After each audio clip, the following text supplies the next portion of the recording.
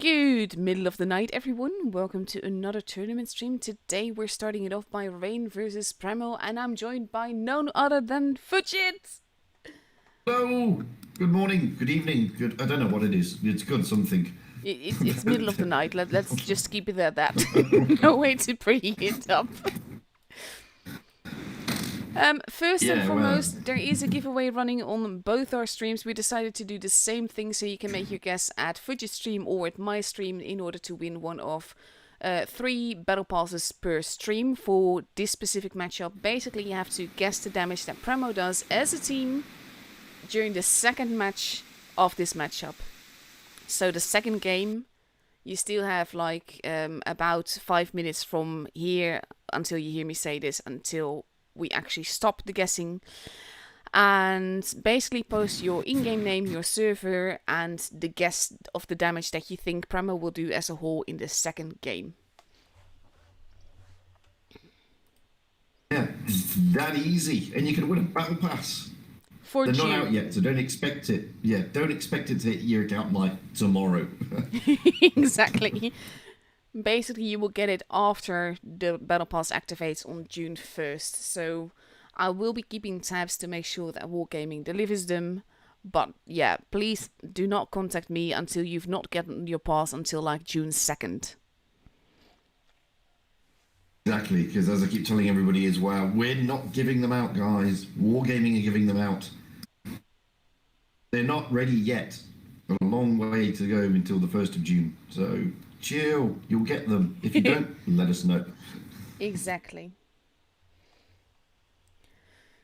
So with 3 minutes and 20 seconds left to go, we see of course some super heavies making their way onto the screen.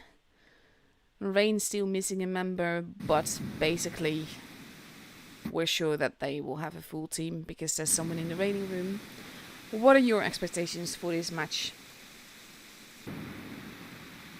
It's always a tough one, New Bay, because you've got that flyover and they like going up on the ramps, and you do see the super heavies. Pramo have been playing pretty well, to be fair, and so have Rain, but I think Pramo, I don't know, it's a tough one. It is a tough one.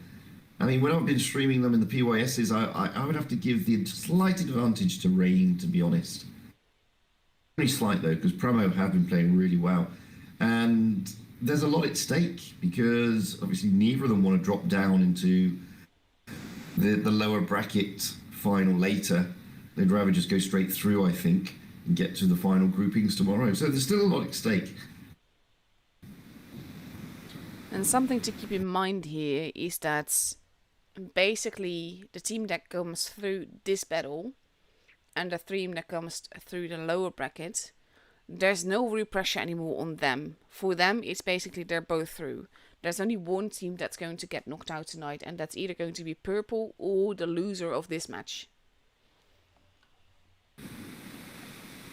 Exactly, and you know they're not going to risk that, so they're both going to give it their best. And I mean, they're both teams have worked hard to get here, so it's going to be a tight one. As I said, I mean, both of them have played really well in the improve your skill.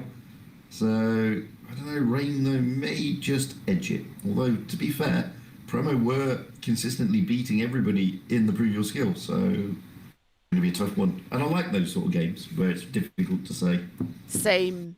It basically generally means interesting matches, close matches, and tiebreakers. And as a streamer, I'm a fan of tiebreakers. So am I, but it does drag the stream out when you're tired. That too. But for this match, we have to wait until the second matchup anyway, so the games can be as long as they want. I mean, exactly. These can be fine. The second games can be fine. It's the third ones that we want it over and done with. I do love streaming NA, and especially yesterday's matches did not disappoint at all. But it is tough getting up in the middle of the night to stream for a server that you don't have the connection with that you have with, for, in my instance, EU, because that's my main server. Though over time, I have gotten to know most of these people in one way or another.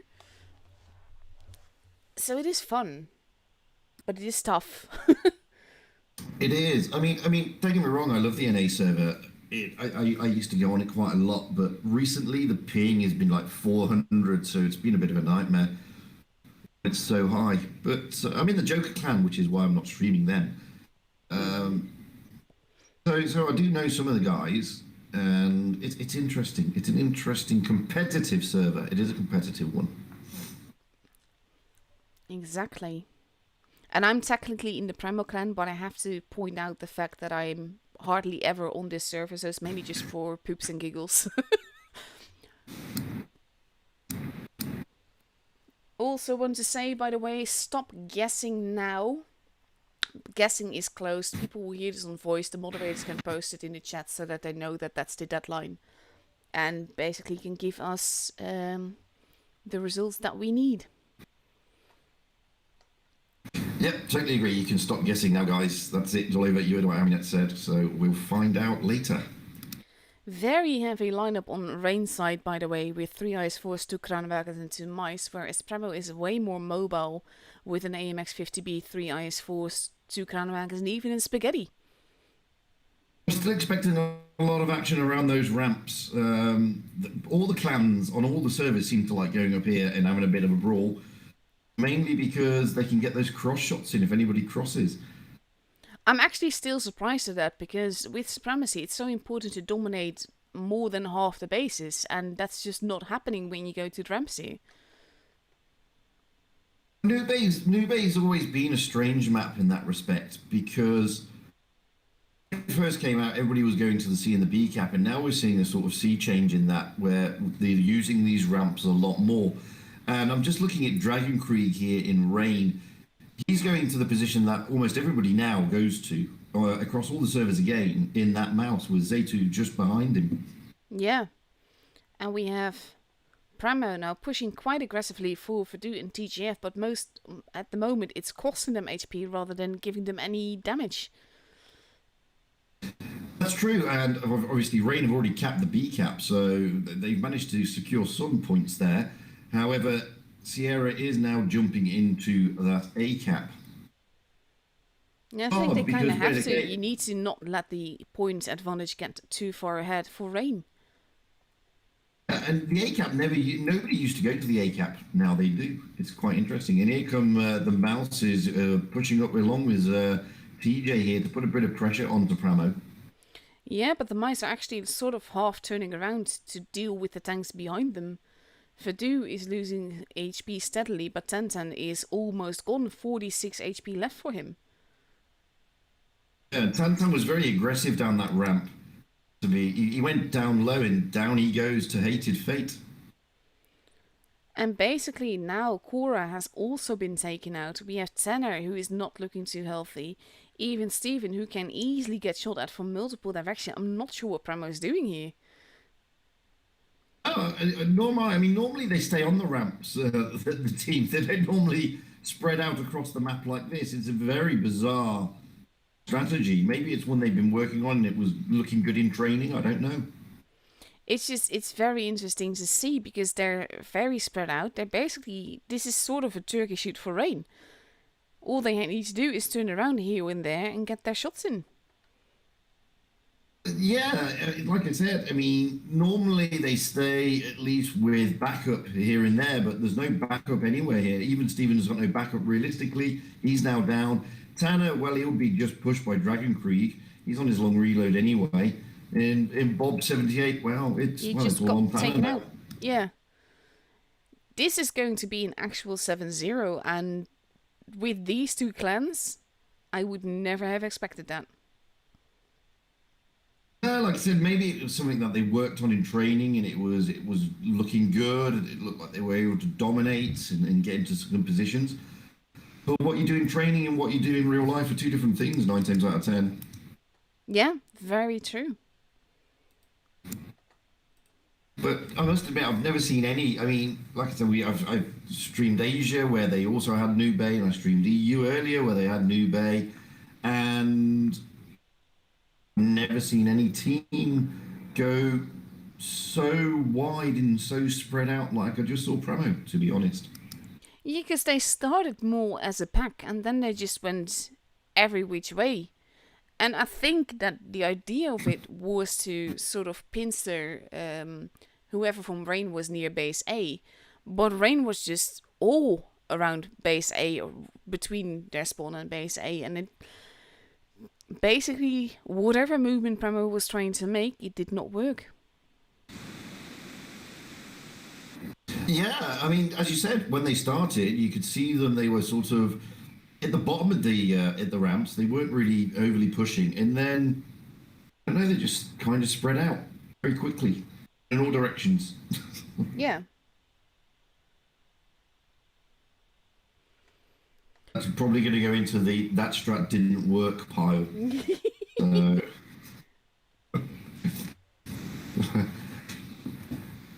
well, this is one of the dangers you have, though. I've when I was with Joker, they used to do a lot of training. I've done a lot of training with Vale, and there are strange and quirky strats you do try, and some ways you think they're never going to work, they work, and then you roll them out in the real game, and they just absolutely don't work. And you were right the first time; they're not going to work. But your training partner on the day wasn't probably wasn't the best. It was their second team or something along those lines.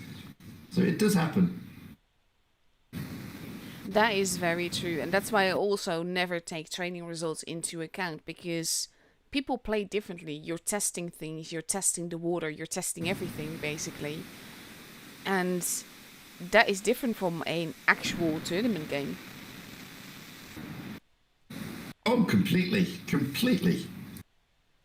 It's yeah. I mean, I remember we did one strat with Vale where we took, I don't know, it was 2 FV 4202s on Castilla and 4 crans, and we thought it's not going to work. And we were right; it worked in training, it just didn't work in real life. Yeah. Also, by the way, Rain taking a very different tactic, going straight for C with multiple tanks. Hopefully trying to catch base B as well while they're at it. And they're basically digging themselves into the town, whereas Premo is pushing around base A. Even Steven might be in a bit of a pickle there if he picks up at the wrong place, but no, he's actually going for the other ramp. I was about to say, I mean, this is more of a traditional type of strat for this map on those ramps, apart from even Steven, who's gone really far. But he's looking to get around the back of them. The only danger they've got at the moment now is obviously Snow Fox. He's out there on his own. He is a mouse, but he is on his own, and he's going to be pincered. Yeah, and they will need to attack him fast if they want this to work. The mice, in the meantime, are getting set upon in the middle of the map, and this is kind of fun. I kind of feel like they should have known that that would happen. Hmm? We have the Kranrakers tuning around to deal with even Steven. Yeah, I mean, this is a much better strategy from Pramo. This Yeah. is more tried and tested, not so spread out, and they're doing what you would normally expect. And now Zaitu is going to be taken out very quickly, and there's nothing he can do about it. Not before Snowfox, though. So both teams have lost a mouse now, but HP-wise, it's neck and neck. But the difference between them is Snow Fox tied up 2 tanks that were nowhere near the battle, whereas Ammo got rid of a mouse and they're in the center of the battle at the same time. So Yeah. it's a completely different scenario. Hated Fate just got taken out as well. Basically, they need to deal with the low HP targets. Base C is being taken. Sierra has been taken out. Glory might go and deal with even Steven, but will need to reload his shots a bit more. It is Concrete definitely is an worse interesting for wear. game here. Concrete is now basically a one-shot. Yeah, there he goes. And it's sort of like, as long as they focus fire, Rain should still have this. But now we have even Steven and Tanner together setting upon Glory.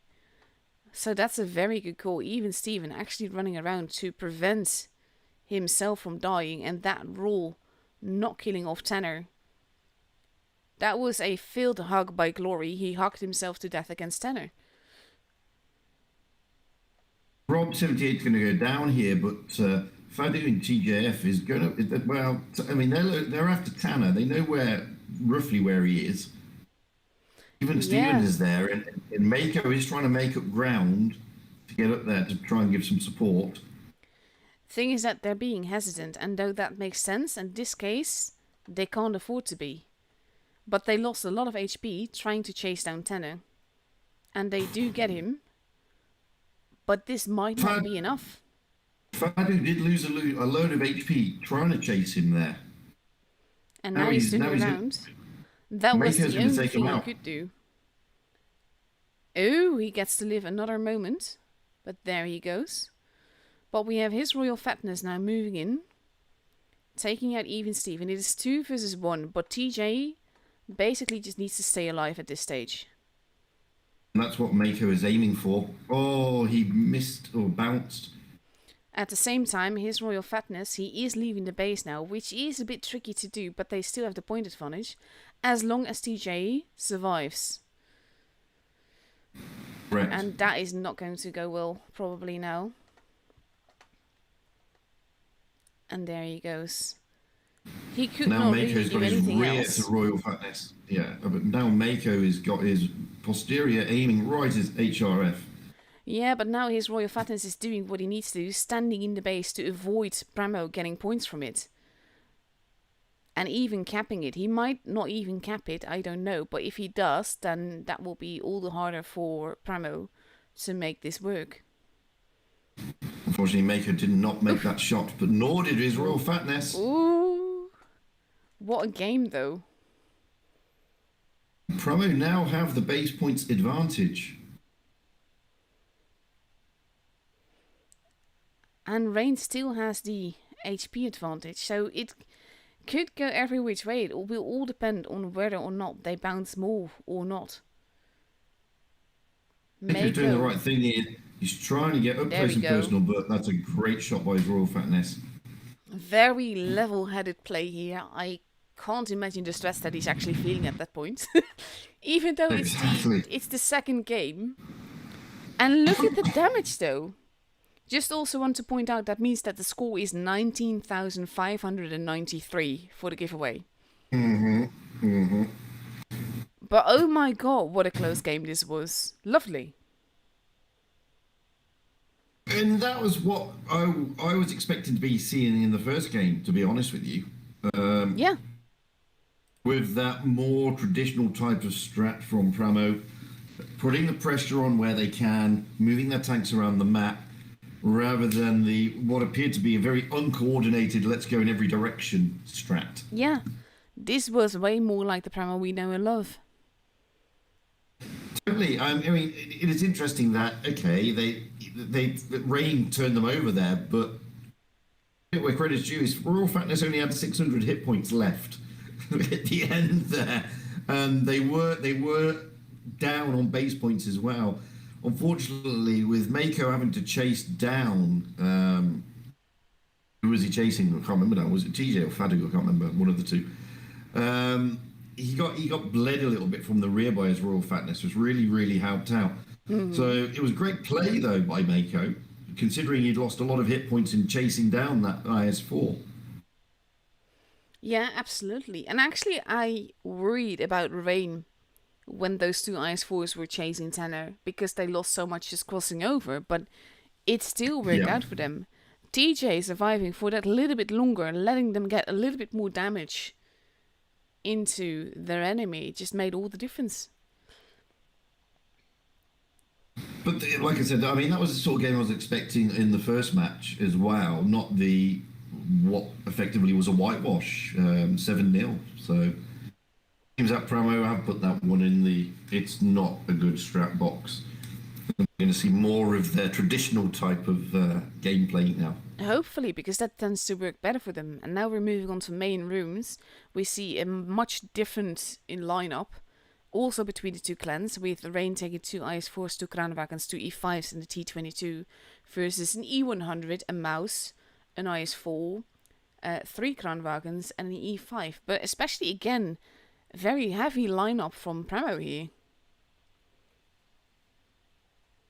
It's like to see that with clans now taking on this map again. It sort of evolved a little bit, and it used to be that everybody sort of went towards the C cap or the A cap. Now they are trying a lot more to dominate the middle area around the B cap. And that is exactly what they're going to do now. Not necessarily going into base B, but that also means that they're pretty much giving away base C, only then Rain isn't going for it. They know where No, I most of mean, Primo is, though.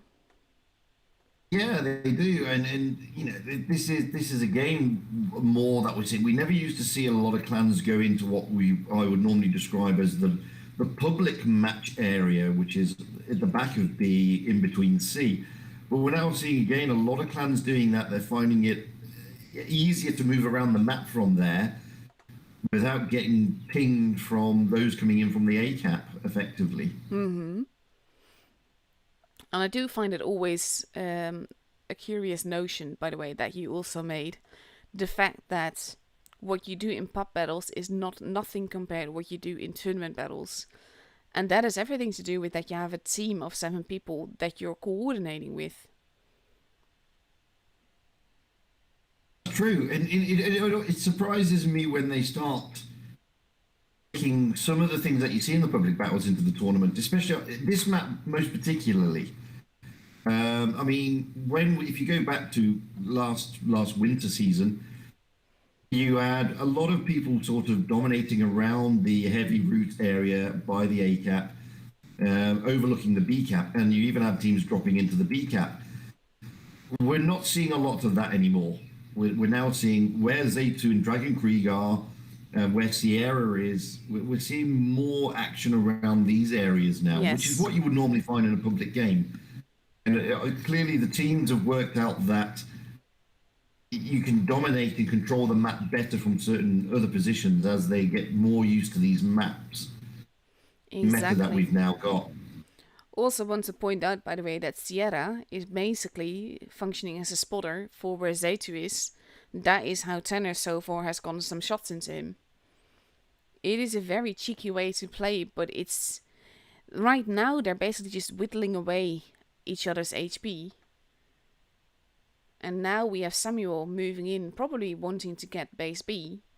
But that's going to be very tricky because there's tanks there, but those tanks have backup. As in, Cora is backing up Samuel here. Yeah, but the biggest danger that Samuel's got is from Glory, Hated Fate, and potentially his Royal Fatness. I mean, Zaytu and Dragon Creek can't come round. No, they've already gotten it. And that is a very cheeky cap. That definitely puts the pressure on Rain. I actually did not think that they would let Samuel get away with that, but I think that's also why Ranger is where he is. Because the normal spot where people would decap base B could not be used. That's the point, and this is what I'm saying about they're evolving their strats on these maps, and they're putting their tanks into positions to and as you saw it said there, Ranger is purposely in that position to stop those cross shots coming into B from the traditional area, which is that sort of cobbled stoned patio, so to speak. Yeah. So now we have a bit of a stalemate going on, but the pressure is definitely on Rain to make a move now with Primo having gone base B like this. And now we And see they are. it seems a little bit half-hearted. They don't know exactly what who is doing. I think even Stephen being parked behind that rock threw them, they were looking to pincer Ranger, and as they rode up towards that area, that even Stephen got spotted by Fatness, and that sort of made Royal Fatness change his direction to deal with that, else they would have had the Crown Dragon putting shots in the back. Ranger has gone down, so it did actually work, but they have lost Dragon Creek. Yeah, but it doesn't in this case. Even Steven made a very good decision here, and they've won the battle, but I'm not sure if you saw what he did. Even Steven, with the way that he positioned his tank, kept his Royal Fatness from driving into base A. So he could not stop the points going up. He was literally blocking the whole base with his tank. Yeah, I mean, even Stephen put himself in a perfect position for many reasons there. And this is the other thing that a lot of people don't get in tournaments. It's not always about the amount of damage that these guys dish out, although even Stephen did the top damage there. But it's not always about the damage you dish out. It's about the role that you play Exactly. on the battlefield. And sometimes your role is just, it's like covering fire. It's just to keep the heads down of the opposition and stop them making a move into a particular area. And that was even Stephen's exact role there, to stop anything coming up there. It worked perfectly for him, because as you saw, they were coming up to try and push onto Ranger. They spotted even Stephen, so... Yeah, if your YouTube name is also your in-game name, if your message lacks one of the three, your entry isn't valid. Someone claimed that their guess should have been right because their YouTube name is their in-game name, but no, that's not how it works. There will be more giveaways, but the first one is over, so you have to wait until the second matchup. But here we go. Again, yes. It is still a potential match point for Rain. Any match that they win means that they win the matchup. But Primal is making a comeback now. Yes, they are. I mean, they've settled down since the first game. Put out their system, clearly. It's going to be interesting how they play this one, considering how they just played the last one. Rain have got the hit point advantage, and it's pretty significant, to be fair. I mean, I normally say that when you start getting to just over 1,000 additional HP, it's half of Vickers, which is a lot to get through. It is, and that's why taking the HP buff can be helpful. But I always feel that the other thing that you can get there, which is a little bit more troll armor, at least in randoms, it works better. But we see a lot of a lot of pro players going for the extra armor. And look at where TJ and his Royal Fatness are at. If you look at it from, one side, it's like Premo are doing a sort of mirror strat to what we've just seen Rain doing, with the exception of Snow Fox and Sierra, who are much further forward than what Rain were in the last game. Mm-hmm. And now we have even Steven just hanging at the back. Dragon Creek pushing Snow Fox together with Hated Fate, getting their first shot of damage in. Oh, good shot by TJ there. But we have Sierra. No, they decide against that. I thought he was going to go around the back. I think they think that there are more Rain players there than there actually are. Snow Fox's job is to sucker in Hated Fate onto the gun of even Steven. Sierra's job is to sucker in somebody onto him, again, onto the gun of even Steven. That's the idea behind it. Yeah. The Fatness is making a bolt for the B-cap because Snow Fox has been pushed out of his position. It is clever gameplay, though, and I do appreciate that. I'm not sure if he's not getting away with it, but he does make Cora take some damage for it as well. The reason why the Crown Dragons were able to do that is look. No, you cut off there. Fudget? Ooh, I think something crashed here. Oh god. There we go. Think we're back. Fudget, are you there? Absolutely. Yeah, sorry, my internet just had a hiccup. Well, there you go, it does happen. Promo is still in control of this game at this moment in time, despite the fact that Rain have two bases now. Yeah, and Samuel just lost a whole lot of HP there. It indeed. I mean, look at the push here by Rob 78. He's trying to get those shots into TJ and Royal Fatness. But Cora can't help him because Glory and Hated Fate are coming around to take down Samuel. And Fadu is in support. I think there was also some miscommunication here, though, because Glory actually stopped and Hated Fate pressed into his back because of that. We have TJ and his Royal Fatness pressing Rob now, taking shots as well, but they kind of just need to. Premo has two bases, so that gives them an advantage. But they lack two guns right now.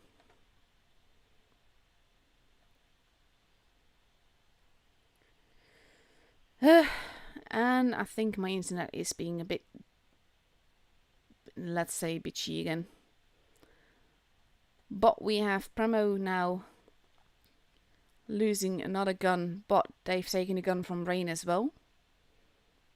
Tanks are flying for me. This is not a good thing, honestly. I don't know what's wrong with my internet. Hopefully it will restore itself soon enough. There we go. It's Actually, now definitely he's a glitching one-shot. for me. Even Steven now, the last one left.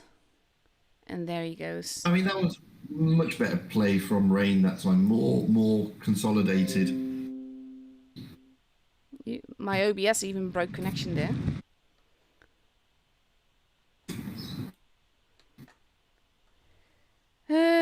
My internet is having issues. Sorry.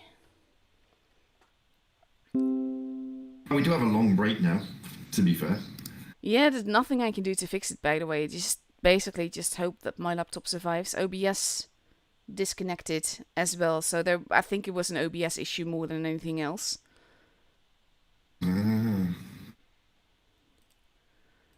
Oh well, but that was a brutal battle as well. I think it sort of looked like Rain made that little push for the lone tanks that Premo had.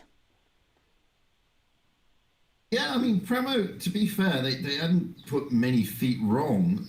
It's just that was a lot more cool, calm, and collected from Rain this time. Yeah.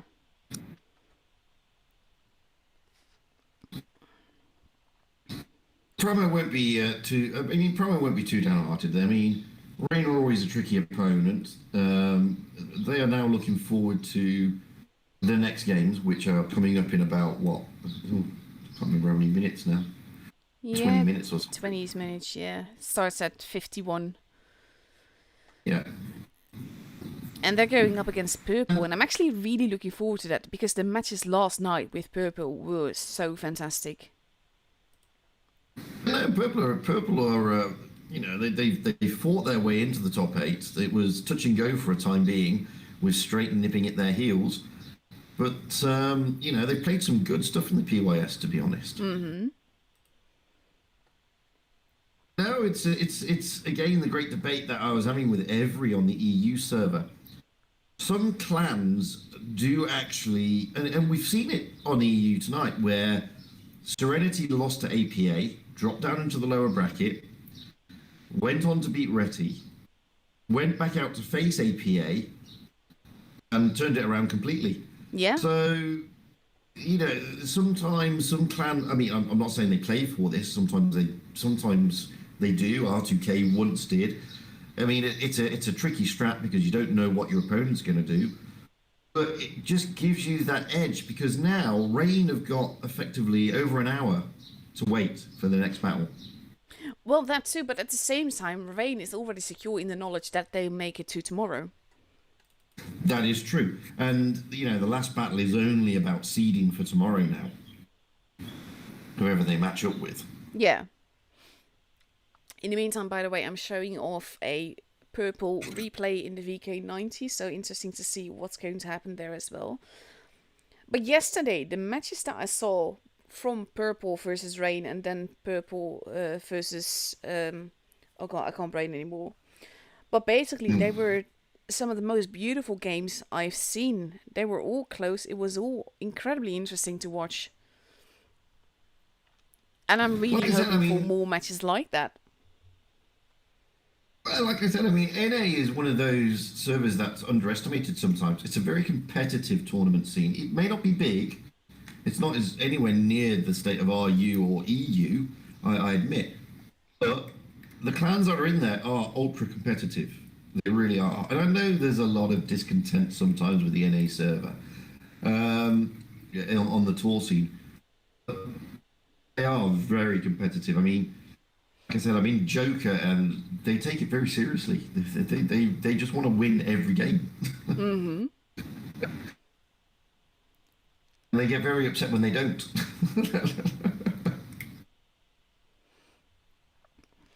Also, by the way, I'm hearing that my stream is fine.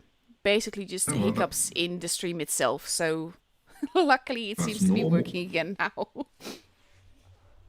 It's normal. It's like I mean, I joined Joker before they were Joker. Because previously they were GMA. Then before that they were GG.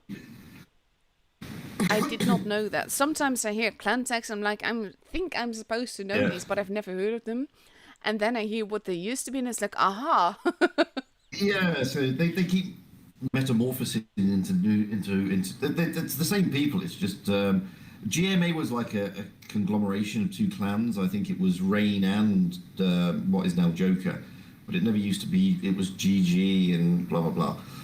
So yeah, they sort of conglomerated, and then Joker came up this year, basically. Okay. But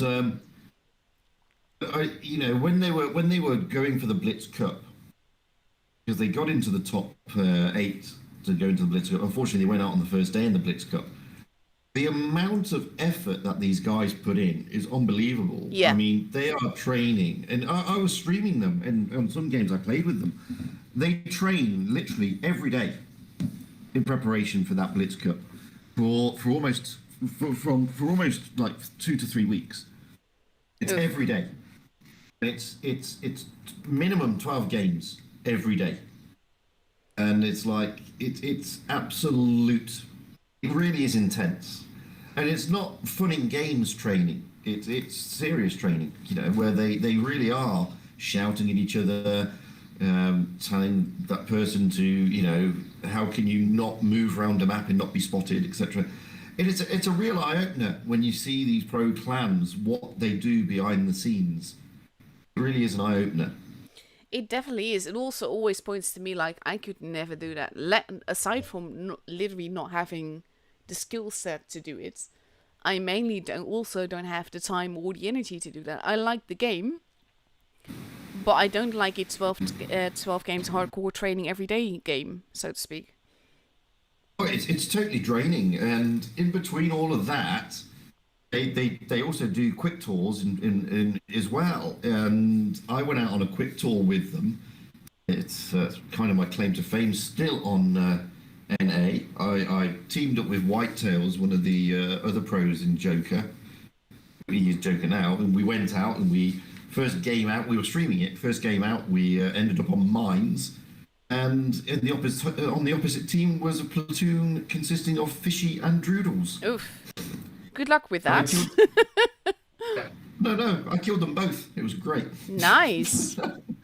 With my 300 ping, it was awesome. Never underestimate a mouse. That's all I have to say on that one. But then we went into the tournament, and we got teamed with, the last game we had straight, and it was intense. It's very, very intense. I can imagine. That is basically, I never envy the people that actually play the tournaments. I love commentating them, because for me, like I've said before, it's like the pinnacle of gameplay. But at the same time, knowing what the game can do and actually performing what the game can do are two very different things. It is, and I mean, these guys have a different view of the game to what us mere mortals have. True that. And I remember there's a chap called Chobham, although he changes his name every now and then. And he's a very good player, one of the pro players. He used to be in Vale, and then before that he was in a different clan. I think he's in one of the top clans on NA as well. I think he was in Pincer or something. Yeah, the name definitely sounds familiar. He knows everything about the tanks, and he's a bit like Royal Fatness. Royal Fatness is the same. Who knows? And every good name is taken. Whilst he's not a tournament player, he's also a little bit the same. They know where the auto bounce parts are. They know, where you're going to get those penetrating shots. They know these like little intricate details that normal players wouldn't even bother knowing. Mm-hmm. You really have to study to know these areas. Yeah. What's going to where the heat is going to penetrate 100% of the time and do the most damage. I mean, we all know when to use Pramo and when to use HE to an extent, but these guys know exactly the areas. And 9 times out of 10, they're not using auto aim; they're doing manual aim. If you ever watch, for example, Juicy Tender Steak, he doesn't use auto aim. Yep, you will see that most of his shots are penetrating shots. He very rarely bounces. He's doing big damage on almost every single shot. And this is the difference with them, that they really do study it to that level. They know what they're doing. That's something I could never hope to do. I mean, I love the game and everything, but I just never invest enough time to learn it like that. And they are monsters in their own rights. Well, they are, and it's like the difference is quite big. I mean, in a tournament, bouncing a shot, even just one shot, aiming to pen that one shot, can be Yeah. the difference between winning and losing in a tournament. Exactly. Case in point, by the way, Whereas- the replay that I just showed was a 5.3k 5 kill 1500 basic speed damage game in the VK90 on Camp Stilla with a very forward VK90 that almost played it like a mad, and it paid off beautifully.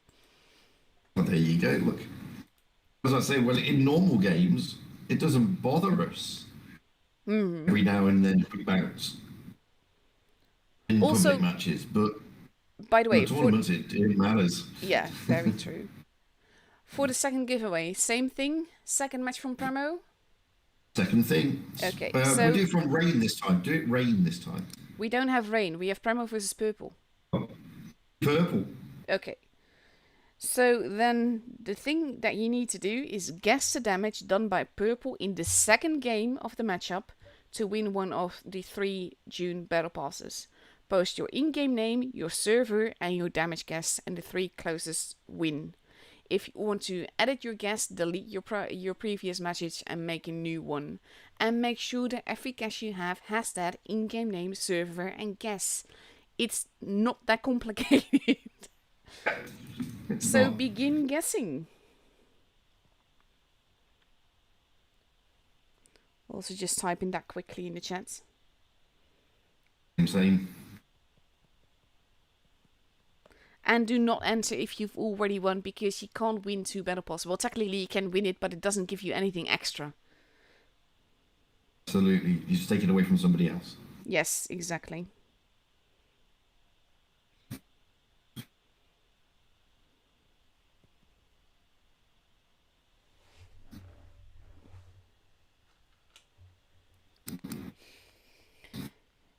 Potatoes saying sticking with your guess is not an actual guess. You have to post it again. Okay, there you go. He did. Oh.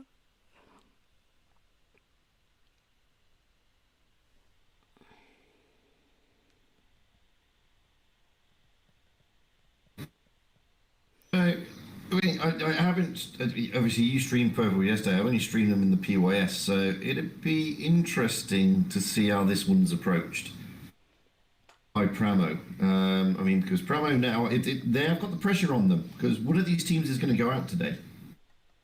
Yeah. So they will play more diehard. Purple has everything right on it as well. And as good as they were yesterday, Purple, definitely, it's not going to be easy. I mean, this is Pramo. It is rain. I still don't understand why they're in the same group to begin with, but that's Wargaming seeding. They have a lot of seeding issues these days. Oh. Yeah, I mean, to be fair, I don't know how the seeding works in the tournaments. I haven't asked the question. I know how the seeding works for the PYSs in the final stages. Except I don't fully understand how they do the group seedings for the first days on PYS. It doesn't really make sense to me, to be honest. The way that Wargaming has done this season, seeding-wise, also format-wise with this final stage, to be honest. But that's a whole other thing on its own. Well, I saw a message from, I think it was Sirius, saying that they're trying something different. They are, and I get it. I mean, if you want to do that, you need to do that in any other season than Twister season, because that is the big one, so to speak. Yeah. But it feels like, you know those little things that you can shoot at the wall and they stick? It kind of feels like they had a board of possible options, and they sort of determined how we're going to do this by doing that. Just tossing something at it, and the point that it sticks at, that's the one you go for.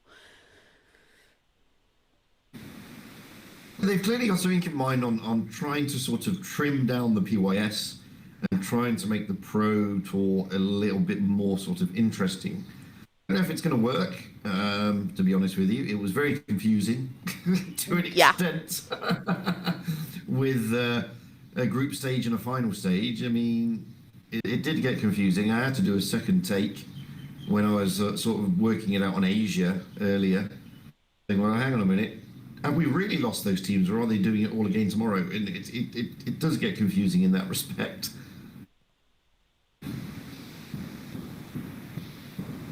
But I don't know. It depends what they. Well, I don't know. Wargaming obviously get the feedback whether or not it worked from across the servers, and well, they will see for themselves. And maybe it'll be something that they drop and then try something different in summer. Because summer's the last season, really, they can do anything, to be fair, before we get into the Twister season.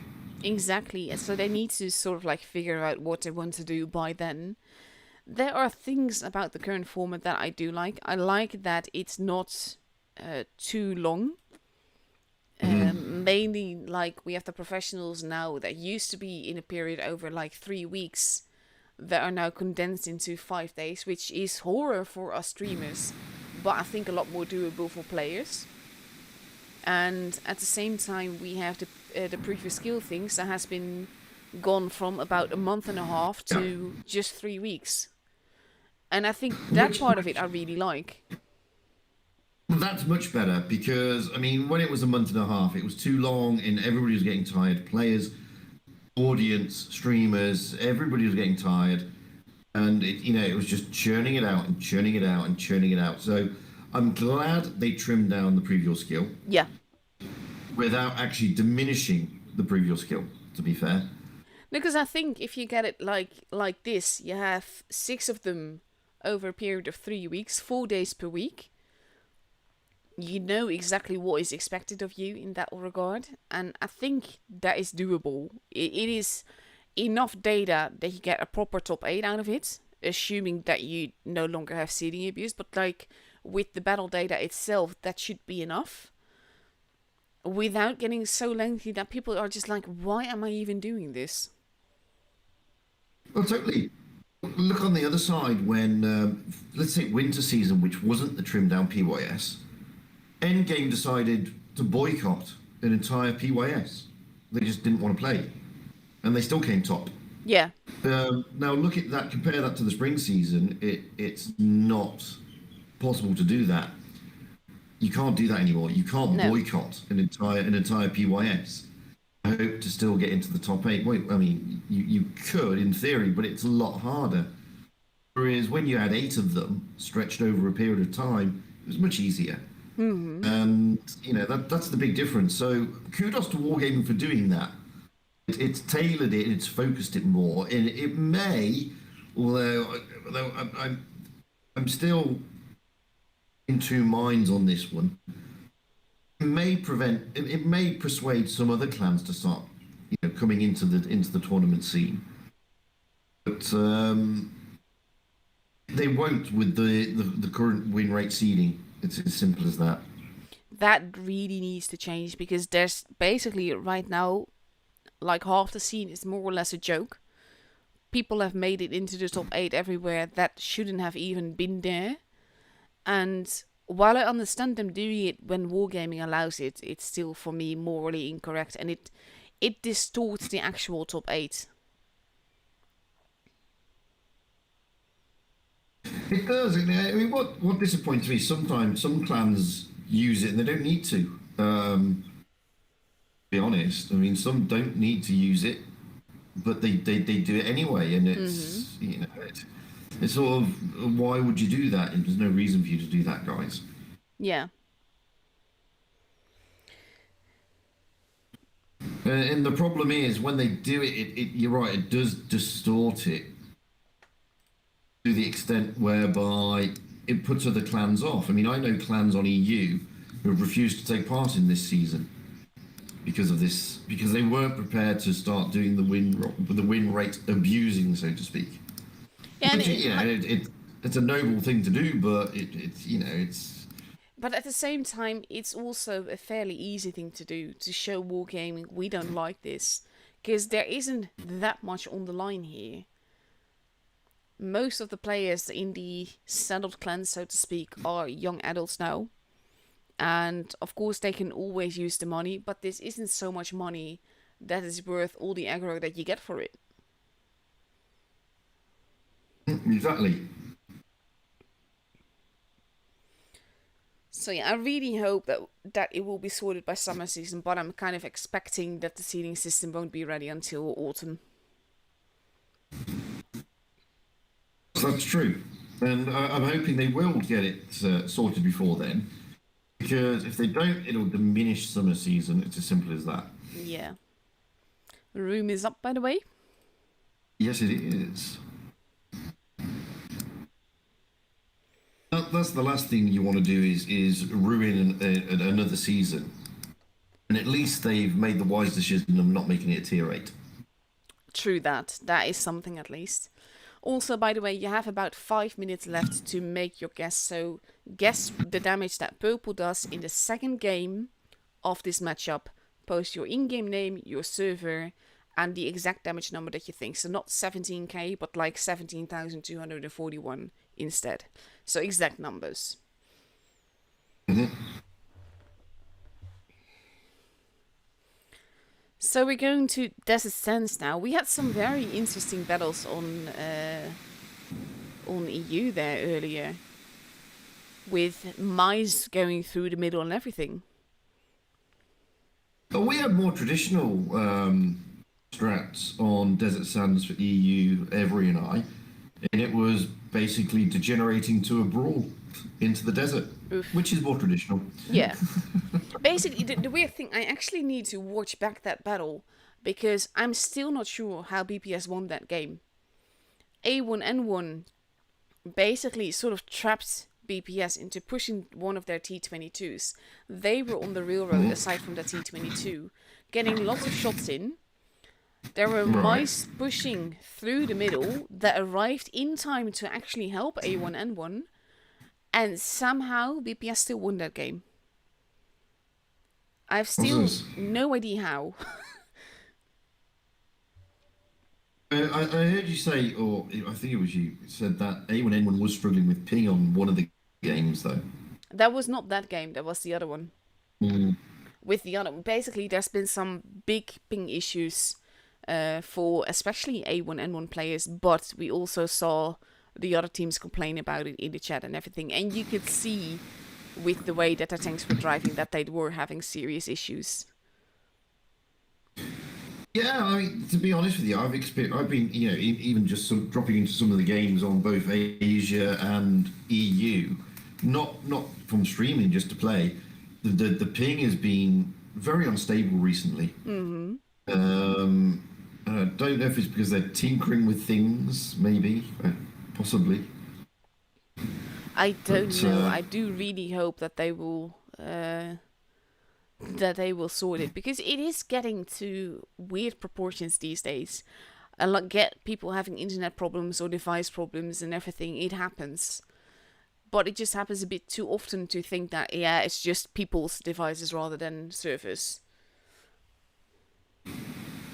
Well, I mean, Rolling Swarm and I were talking about this the other day in one of the coffee chats, and I showed them my internet speed, because I was lagging on YouTube. The game was lagging, and the FPS was dropping, and I was getting ping and everything. And it showed that my upload speed was like 490, my download speed was 490, and my ping was 6. So it's not my internet. That being said, though, this is something that I've understood from Rexy Commandante before, when he was still working at Wargaming, is that there's a whole lot of things that are between your close by server connection and the actual Wargaming server. So it doesn't even necessarily have to be the server in that regard. It can be anything on the route as well, which does not make things easier. Work this one out. When I log on to Asia, I log on to the Singapore server. I know a guy who sat literally, a couple of kilometers away from that server, and I have better ping than he does. Yeah, that's saying a lot. Oof. Yeah, it's one of those things. It's the internet is a strange beast at the best of times, Yeah, yeah, definitely. as you found out earlier. Oh god, yeah. I'm hoping that everything will stay stable. I'm going to ask my there's a girl in the studio next to me, and the modem is actually in her studio. So I'm going to ask her to reset that before Sunday at the very least. Just to be on the safe side. But I think it was mainly a glitch. Windows might have been doing things that I did not agree with. Because Windows is Windows. But for It's now, it always the seems steady same. again. And here we go into the first match of Purple We should. versus Premo. They should stop guessing now, really. Yeah, so moderators, type in the chat stop. And we'd love to hear from you who the winners are. 3 this time again. And there will be another giveaway with the third matchup beginning.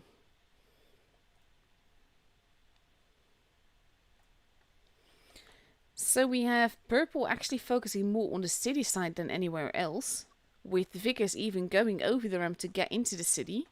That on its own is very different from what we usually see. Not a traditional strat. In fact, Purple are being very aggressive here. They're completely avoiding the C cap. I think they hoped to actually catch someone unaware in the city part there. But we actually have the Vickers capping the base. Base A has been reset. Base B is actually being taken. It is, but Purple are now going to take C. They got away with that, to be honest with you. The issue now is though that they will have 2 bases, but they also have 2 tanks that can easily be rushed. And having the city here is not exactly an advantage because the positioning in the desert is so much better. It is, especially when, with the current meta as well, with the likes of Crown Wagons who can sit on those rails all down. Although Quarter is nowhere near the rails, Rob is literally on the rails. You can control the map a lot better from the desert than you can from the city. Yeah. Also want to point out, by the way, with the E5s actually pulling away from where they were, they're actually losing more HP than staying where they were. And now Darktronics is going back, but he's also meeting more tanks, so this is actually not working out as intended at all. Lightronics now moving in as well. Purple is making a move, pushing into the desert, going after Tanner there. Yeah, but that's always a dodgy situation to be in because they're getting caught onto the bridge and being bled. I mean, Darktronics is just being bled out here. Yeah. He's going to go down. And Lightronics as well is also being bled out. They're both one-shots. Rai has also been taken out, so that's an AMX that they're missing as well. This is not really working as intended for Purple. They had a good thing going. They needed those E5s there. I mean, they took down Tanner there, but they lost 2 doing it, and now they're going to lose another 2 potentially here. They're definitely going to use Unique. Down he goes. And base B is being stolen, so that's not going to save them either. Ryan taking that hit and getting tracked for it is very deadly. He takes out Ranger, but he's not going to make it out alive. Neither is Uncle Chicks. And this is the danger of the city. Trying to break out into the desert when the other team is in the desert is very difficult. I don't understand really why they did, though. Those E5s, they had to be there, where they were, for the A and B thing for them to work. At the same time, I don't understand why... Sorry. Why they had to... Bless you. Thank you. Why they pushed into the desert at all. Those E5s, had they stayed where they were, they would have been a bit of a turkey shoot. Well, basically, anyone from Premo would have been a turkey shoot going after them, because they had tanks there to support them. It's actually those 2 E5s moving out of that position that cost them the game. It is, but looking at it, maybe Purple was sat there thinking, well, look, trying to defend the B and the C cap is a nightmare because they can flank us from either side and come through the middle at the same time, and they'll split our forces, and it then becomes a turkey shoot just on the other side of the tracks. So I think their philosophy behind it was, well, if we can push through onto the bridge with the E5s, we can tie some tanks up while our AMX and our Vickers go into the desert. It just didn't go according to plan because it's very difficult to break out of that city. Yeah. Very difficult. But the thing is that they didn't really need to because they had that base advantage. They could have let Well, Pramo come to them. Did, but I think they were worried about Cora and the other Kranwagen, actually, and Rob coming over the tracks. And when I do the flyovers, when you take the city, if you do the C strat, the flanks are very open. They're very difficult to defend those flanks. To be honest with you, you can't really put tanks there because when they do push over one of those flanks, there's a lot of space between the buildings next to the tracks and then the buildings behind it that you've got to cover. Yeah. And it's very difficult to do it. Which is why we generally don't see at this level them doing those type of strats anymore. It's normally around the city area. It's normally around the desert area with an eye on the B cap, but going down the tracks on the city side. Be interested to see how Purple change, if they change their strat or if they do the same thing. Definitely. I kind of think one of the things that I do like also about the last match is that they do things that are out of the box. They're not standard. And sometimes it pays off and sometimes it doesn't. But that is one of the things that I loved about Purple yesterday as well. And then it generally did work out for them. And here we go. We've got a more traditional strat from Purple coming this time. And you can see Pramo doing their traditional strat as well, taking those IS-4s down on the city side of the tracks. Antan now able to go into the desert with Samuel being able to put a little bit of pressure onto Uncle Chicks. That was interesting on its own though, because Uncle Chicks, the way that he was positioned, those Kranwagens should have gotten their shots in, but the way that basically Tantan and Samuel were meandering, they didn't. That's also a danger because those Kranwagens are there to do two purposes. One, stop the push from Samuel, and secondly, to get cross shots as they go over the tracks. But the problem is there was nothing going over the tracks because if you look, even Stephen and Cora didn't move. And this again, now we have Dark and Lightronics both pushing 1010, moving their way into the E100's line of fire. That's not a good thing.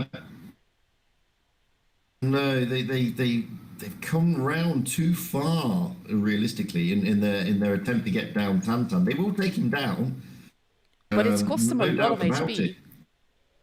The problem, it has cost them a lot. But saying that, they've got more HP at the moment than Pramo.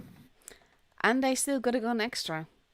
So as long as Darktronics actually survives this, which he does for now, they now have a 2-gun advantage. Darktronics is not going to survive this one though. They have 2 bases, they're pushing on, they kind of have to. They just need to be careful to not lose too much HP going for that. Cora now next in line to be destroyed, and he does. Purple is definitely biting back this match. They are, and I'm wondering what Sierra and Tanner are doing, because with their mobility, they should be hassling these Kranwagens. I think they're maybe just shocked. Could be a bit of that. I mean, now they've lost the E100, so it's 3 against far too many. This is going to Purple, whichever way you look at it. Tanner's about to go. There he goes. 2 against too many now. Yeah. Especially with Sierra just taking a big hit there as well. Even Steven taking another hit. There are 2 low HP targets, but they're just too many guns for Pramo to deal with only 2 tanks, one of which is now a one-shot for anyone. I mean, that strat worked much better for Purple. It was, they were still aggressive. They got away with some of that aggression. I think they just took Pramo off guard, completely off guard. Also, by the way, just want to point out that in both battles here, it was the whole tanks in the middle that made Hmm. or broke the game. Also, the result for the giveaway is 17,896. That is it. Also, just I always screenshot the results that way, just to be sure that I have like the proof.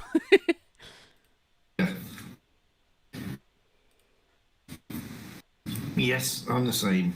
Beautiful game. Yeah, well, it's evened it up as we go into Winter Malanovka. Different map, different tactics.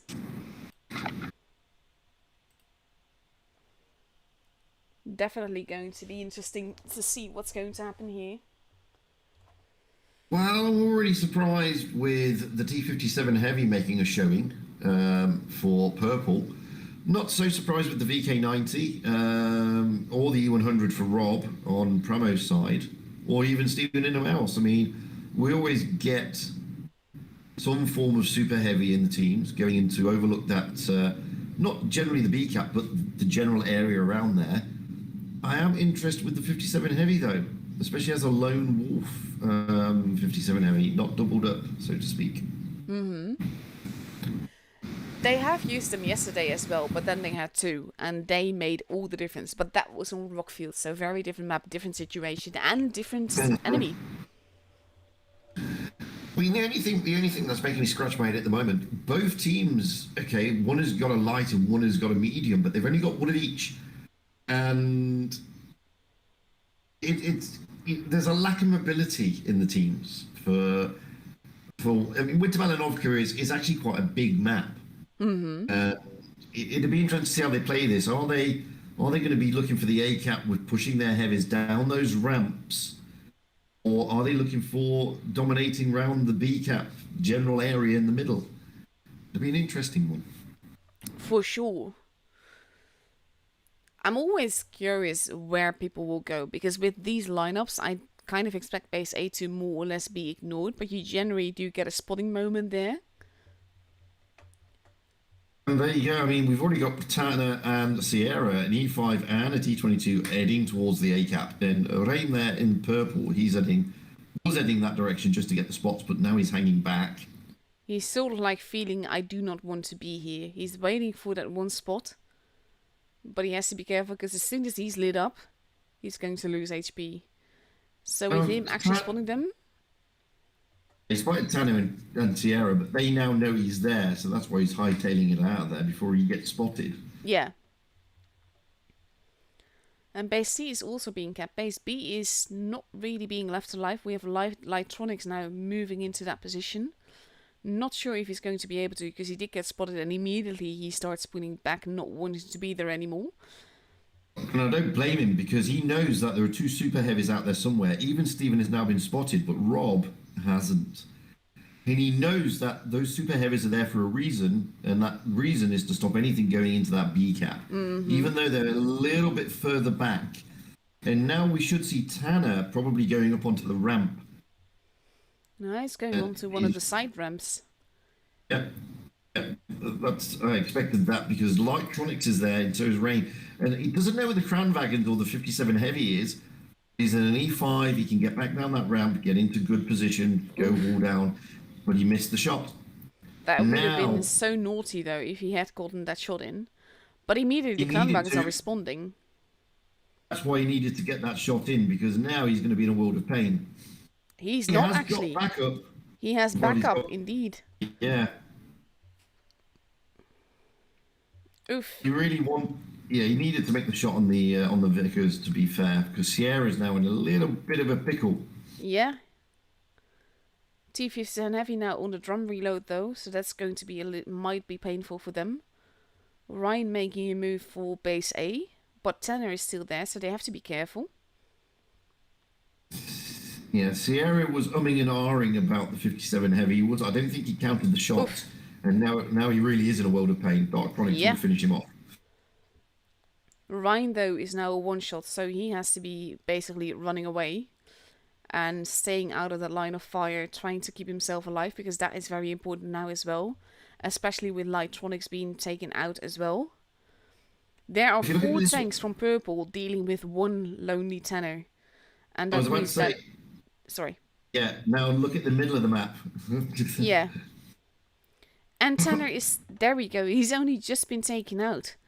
But that has given Pramo a big advantage on the middle of the map. They can also easily get C. Is what Samuel is looking for, I believe. So even though they have a gun advantage in the form of Rhine, with only very little HP, I think Purple's actually gotten themselves in a tougher position than they were before. Well, they have, because when you look at it from a different viewpoint, we've got an E100 that's pretty healthy still, a mouse that is almost on full health, and everything on Purple's team is pretty easy to pen unless it's all down. Yeah. And that's the danger here. I mean, Ryan really can't do too much. He's a one-shot to everything. And they need to get a base back at some point. You see Uncle Chick's now peeking and paying for it. But they don't have the luxury of waiting. No, they don't. But the thing is, whilst Pramo are a tank down, look at the hit point difference. Yeah. Mako is getting rushed now by Rai, who's actually shooting the E100 rather than the person that he could actually clip, and he's taken out for it. Had he gone straight for the Kranenwagen, that might have been a little bit different. But he decided to shoot the E100 instead, and that is something I can't understand. Nor can I. And as I was saying, I mean, every single tank they've got is easily penned, unless they're hauled down. And as much as I love the 57 Heavy, that E100 is going to love it. Mako has now been killed though, and they're now focusing on the E100. Basically the thing here is that Ryan is now making his way to the other side, and the E100 is hoping to take him out. But basically if Ryan dies, they've lost the game. They've actually lost the game already, because we hit 1k points. And that's the thing. And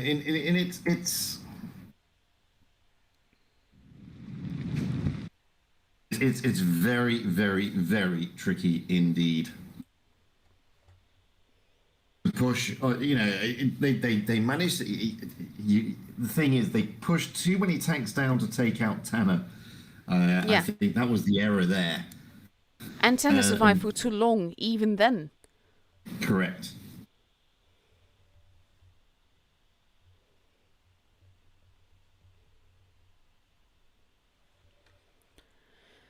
So a minute and a half left before we go into the 4th match of this best of 5. Pressure is on Purple. If they lose another match, then they are out of the tournament as a whole. Whereas Pramo still has a chance to... they only need to win 1 more in order to make it back to fight Rain. Exactly.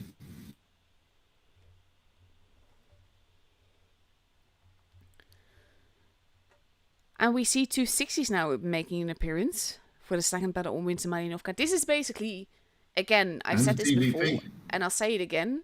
This is why I love Purple. This is not the standard lineup that you would expect.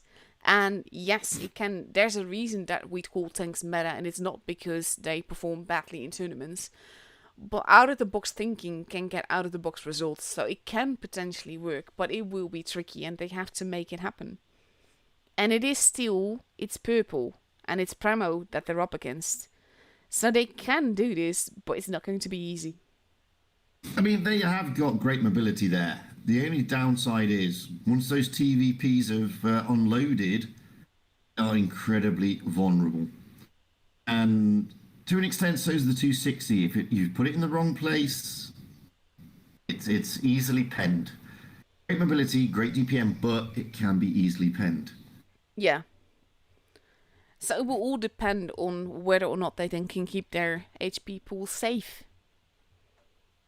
That's the thing. I mean, with that, they've got to be looking to dominate round. They've got to be looking to dominate down at the A cap, maybe even the C cap. There's no way they can push through the middle.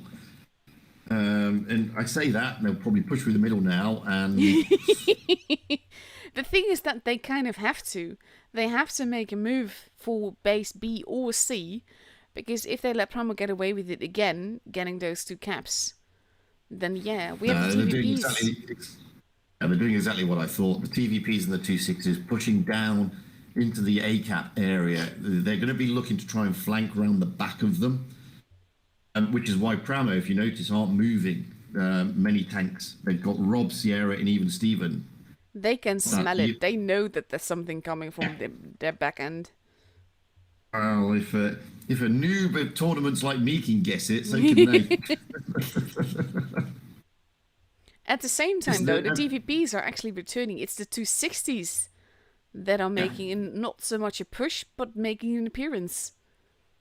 But even Steven didn't move, and it's very rare that you have a mouse parked where he is, to be Yeah. honest with you. They He's probably didn't parked there expect for- that. That is He's parked something there. that I always appreciate the most about tournaments. Intuitive. In this case, Pramo smelled that there would be something coming up behind them, and they changed the position that he would be in. And they also kept Rob back in the Kranwagen. Sierra's now moved forward, so they're only tying up 2 tanks here. And Snow Fox is in a great position, totally unspotted, and overlooking anything that tries to make a move down towards that B cap. That's a great position to be in. Yeah. And they don't know he's there. I mean, that's the other thing. Oof. Big hit there into even Steven. What they need to be careful for, though, and this is, I think, why Lightronics is also getting out of there, I think they know that Pramo is going to be moving, so they kind of just have to not be there. The Kiss Warrior getting spotted there is peculiar as well. Wonder who... Oh, that's probably Snowfox that did spotting there. Look at Snow Fox. Drops into the B cap. Okay, he does get it reset, but he managed to get to the B cap without being spotted. He was eventually spotted once he got in there. But now Cora has managed to move up again, unspotted. And if you look, Purple are now basically contained down the one flank, exactly where Pramo would like them to be. Exactly. So they have to make a move at some point. It will be up to Purple to make that move, but pushing headlong into Pramo is never a good idea. This is clever reading by Pramo. This is very clever reading by Pramo. If you look, Tanner is moving back because he knows that there's a danger somewhere. You see Pramo Cool. moving backwards now. This means potentially giving up the C cap. But this is interesting gameplay though. Snowfox is actually the target that they're going for. Which is very clever, and it's a good call. This is, again, I said it before, I'll say it again. This is why I love Purple. This is not what you would expect. And that is exactly why it's interesting to see. Now, though, they have to be careful. Uncle Chick's Darktronics and Lightronics are in a world of pain now. Lightronics is not going to No. get out of here alive. And now you got Pramo doing their counter push, and Yeah. this is what they've been waiting for. They're waiting for Purple to make their move. Oh, down goes a mouse. Yeah. Kiss Warrior now also taking base B. But Uncle Chicks and Darktronics are not going to survive this either. This is going down to the no. wire, though. Comes Rye in the E100 trying to help out, relieve some of the pressure. Good ram into Sierra. Problem is, those TVP, a lot of hit points going down there. TVPs should be reloaded. Oh, one is out. They both are now. Now they're going to be dangerous. Oh, that was so close. Split second further, and Purple would have had this. If they take out Mako, and they do, they have it! What They turn it again? around. It was a good play by Purple. It worked for them, just. They got lucky. I have to say that. They did get lucky. But amazing. This is basically, that out of the box thing is what I love about streaming NA this season. Because we had matches like this yesterday and it blew me away. And we have matches like this today and it's doing the same thing. I love all these clans involved tonight. I adore Rain, I adore Premo, and I adore Purple. But that out of the box stuff that Purple does, it's bloody awesome. But it worked for them. I mean, it could have been a lot worse. Yeah. Losing the mouse and losing Snowflake there in the IS4, Snowflake, Yeah, it no sounds so Fox, bad, doesn't it? no Fox. I just see Snow F. You know, I always keep thinking Snowflake for some reason. Maybe because I've not seen snow for like 3 years. They wouldn't have lost Snow Fox like they did. It could have been a different game, but they lost Snow Fox far too easily, to be honest with you. Yeah. And now we go into the tiebreaker. Different map. So that's also going to basically put the pressure on both of them. Because now they know they're both one win away from making it through and one loss away from getting kicked out. Well, it looks like Premo are going to be looking to dominate the B and the C cap and the A cap here.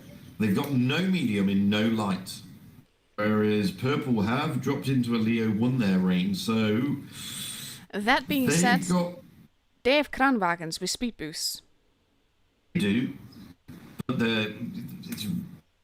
it could send them to the deserts, but with those IS4s and the lack of E5s, I don't know if they would. If they had E5s, then yes, the C cap does come into play. I think, though, that with Purple playing as they are, Premo's best tactic would be to pull the rug right from under them. So going where Purple would not expect them. So it kind of depends on whether they're going to play to Purple's weaknesses or their own strengths. Indeed, and I mean, Premo have got a significant HP advantage. It's almost a Vickers light, to be honest. Mm-hmm. And here we go. The final match of this matchup that will determine who gets to go to the next stage. And I think you're right. I think Pramo are going to do exactly what you said, which is go where Purple don't expect them.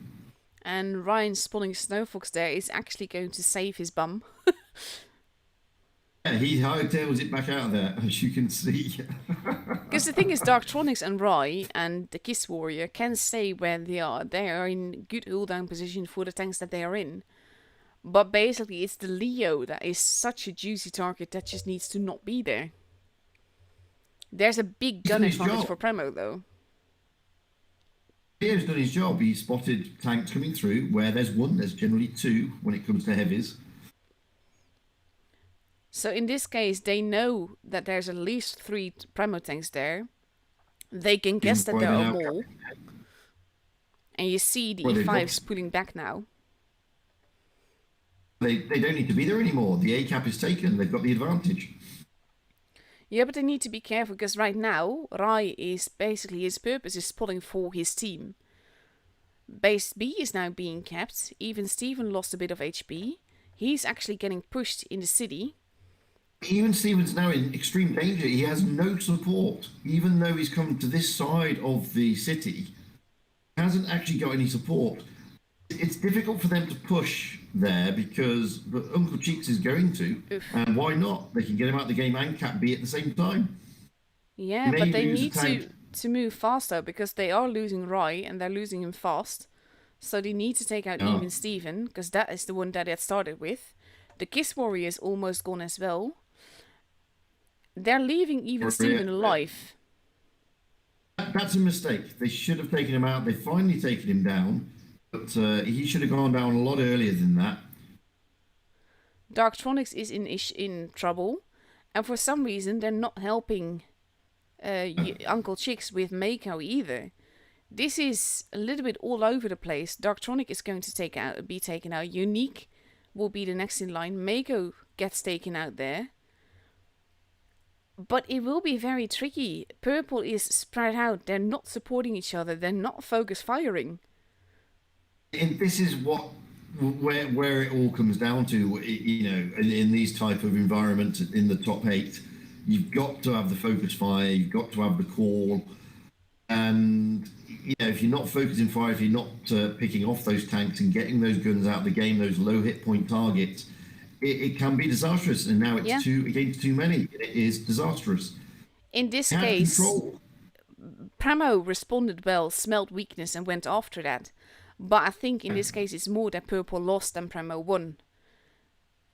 I have to agree with that. I mean, they had control. Purple had control of this map.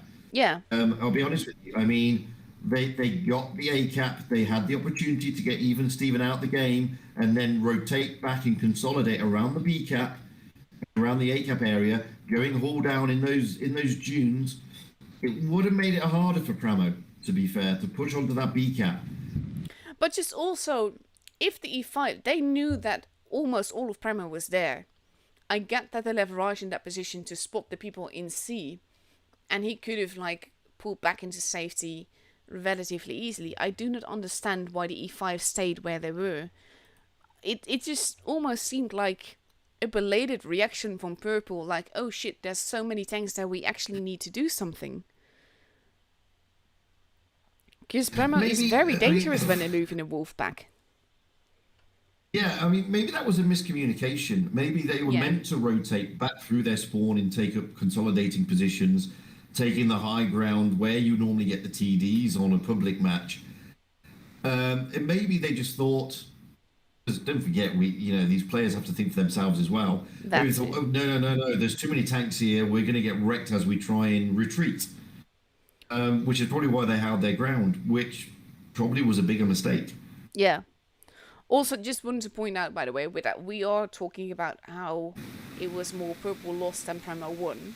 That being said, Purple has played fantastically these last few days. And it's been an absolute pleasure watching them play. So massive commiserations to them as well. Yeah, but unfortunately we do have to lose a clan today, and from this group it is going to be Purple. From the other group, well, it's going to be either GG or my clan, Joker. Dun dun dun dun. And GG. Yeah, Joker is still there. They're going to up against Apex. Actually, Apex was one of those clans again where I was like, I've never heard of them, but I've actually understood that they're actually Pincer's primary team. I was a little bit shocked yesterday to see Pincer get knocked out, because that is one of the most well-known clan tags for me, at least tournament-wise, NA. But Apex is basically primary Pincer. Well, you know some of the guys in Apex. Commie is also floating around, I believe, on EU, and EFXD is, I believe, the F. That's actually something that I've noticed. There's a lot of EU players playing on NA right now, and a lot of NA players playing on EU. Which is interesting, because that actually means, like, I mean, I feel the pressure as a streamer, streaming 2 or more servers, basically. Can you imagine having to train with 2 different teams, also having to keep track of the teams that are different, with different tactics and everything, and still fighting at this level in 2 servers? It's not easy. But I mean, a lot of people always said, "Oh, they don't like this cross server." I don't mind it. I mean, I think it's great that there's such camaraderie across the servers. To be honest with you, absolutely. And I know people will always say, "Oh, but the EU server should be for EU players, etc., etc." I don't see any harm in it. To be honest with you, none at all. I think all servers should be for everyone. There's perks and cons to every server. For me, NA is perfectly playable. So if I would prefer to play on NA, I do not understand why that should not be allowed. I get that you want to avoid, like, we had all Russian teams on the EU server before, because they felt the EU server was easier. And I can imagine something like that happening with Asia as well, because Asia, as much as I love them, they're always a bit behind in the clan scene. So, like an RU or an EU professional team rolling out there, if they can handle the ping issues, would have a massive impact. I am glad that Wargaming is making allowances, but I think that players that have been around since on the server that they're on, since like 2014, 2015, before tournaments were even a thing in the game, should be an exception to the rule. Whoopsie, for instance, is a primary example of that, because he should be playing on the Russian server according to where he's located. But at the same time, he's always been EU. And this is the thing. I mean, if you choose to play a particular server, that should be your choice. You shouldn't be forced to do X, Y, and Z. I understand there are potential legal implications with prize money, etc., etc. I understand that. I understand that for sponsorship, they want to see all Russian teams on the RU server, all EU teams on the EU server, etc., etc. That I get, but I've never been a great believer in saying, well, just because you live in this particular part of the world, then you can only play that particular server. You should be free to choose what server you want to play, to be honest. Exactly, as long as you commit to it. Like it'd be different if I start an NA account now and I decide to go for tournaments. That would be Of different. course. But like especially the old accounts, yeah, they should just be exempt from the location rule when it comes to tournaments, in my opinion. Yeah, I agree. It's just one of those things that I've always found quirky. But as I said, the game has evolved since those rules came into place, and thankfully, Wargaming are re-looking at them and re-evaluating them, which is a good thing. I do But like it's that they quite added that exception rule. I think that's also why we see that NA EU crossover happening so much now. it's quite interesting going back to what you said earlier about there used to be a lot of RU teams on EU because they thought EU was easier. Well, there's a lot of RU players again on EU, and they're shockingly bad. To be fair, some of them. Yeah, that too. But we used to have like remember first on EU server, Yeah. they basically played at the highest level, and the rule about the nations that you have to belong to basically suddenly being enacted meant that that team could not perform at all anymore. Well, we had the same in winter season. Remember with Mercy, we had a Mercy team on EU, which was a mixture of both RU based and EU based players, I believe. Mm-hmm. And the big question mark was if they get through, will they be able to actually go through? Yeah.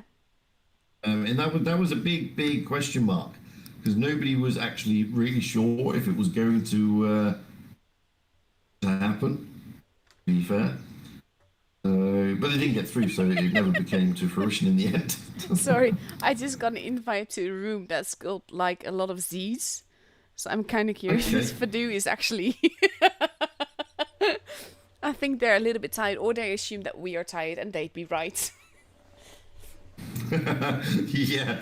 And with that, give me 2 minutes while I go and get a coffee. Yeah. I'm flaking again. But I'm going to leave you talking on my stream, so I'll try and be entertaining. I won't be too long. Ah, no worries. This is one of the things though. We get up at around 2 a.m. to basically just wake up and prepare and get set up for the stream and everything. And then at 3 a.m. we start to stream, at least more like 10 to 3 we start to stream. And in this case, it just really helps to commentate together, because can you imagine either of us with our half dead brain having to talk everything on our own? It is very, very nice to be able to talk to someone, to have actual conversations on the stream, to basically just talk. Even when you're in the middle of a match, you will both point out different things. And it also means that you don't have to be like hyper vigilant yourself. And that just makes it very, very relaxing to commentate. And for me, especially with Fujit, it is always such a pleasure to just be able to co-commentate with him. Because it just feels natural. I don't have to try hard for it. I will just have fun. It is relaxing, it's comfortable and everything. So yeah. For me, that's the primary reason why I much prefer co-commentating to solo commentating. Which, like, if you have like one stream per day, then it wouldn't be an issue. But the thing is that we have 3 streams per day right now. And then it definitely helps to just have someone on board. So yeah, basically just looking at the bracket things, that is all worked out now. Let's actually have a look at what's happening with the challenges. We have OG and Rival Straight has been kicked out. That's also a surprise. And on the other side, we see a Void and PPS, which is pretty much a troll clan. We had a conversation on the test server earlier where basically the players from Void were called Voidlings. And Austin did not seem to like that. And as because of that, Darren, as in Meatsy69, has been trolling him with it. And the thing is that it actually has an effect because now I can't think of members of the clan Void as anything other than Voidlings. So that's basically a thing now. And I think you hear Fujit returning. Probably with more caffeine. Indeed. A lot more caffeine to the sound of Voidlings. It's like, what on earth is this? What's going on here? Did you hear what I said about them? Or I just caught Voidlings as I came back with my headset clicked back in again. Basically, on the test server, someone called people from Void Voidlings. And Austin did not seem to like that. So, of course, Darren decided to troll him with it and won't call people from Void any other way now. The thing is that sort of stuff is catchy. So, I can't think of people from Void as any other way but Voidlings now. That'll probably, yeah. There are strange things like that that'll be catchy, yes. And no doubt it'll stick eventually and they'll get used to it. Yeah, exactly. By the way, for the third giveaway, we're going to give 4 passes away on either of our streams. And basically just, which clan are we going for? Primo or Rain? Well, I think Rain got there first, so we should be going for Rain. And we haven't done Rain yet. No, exactly.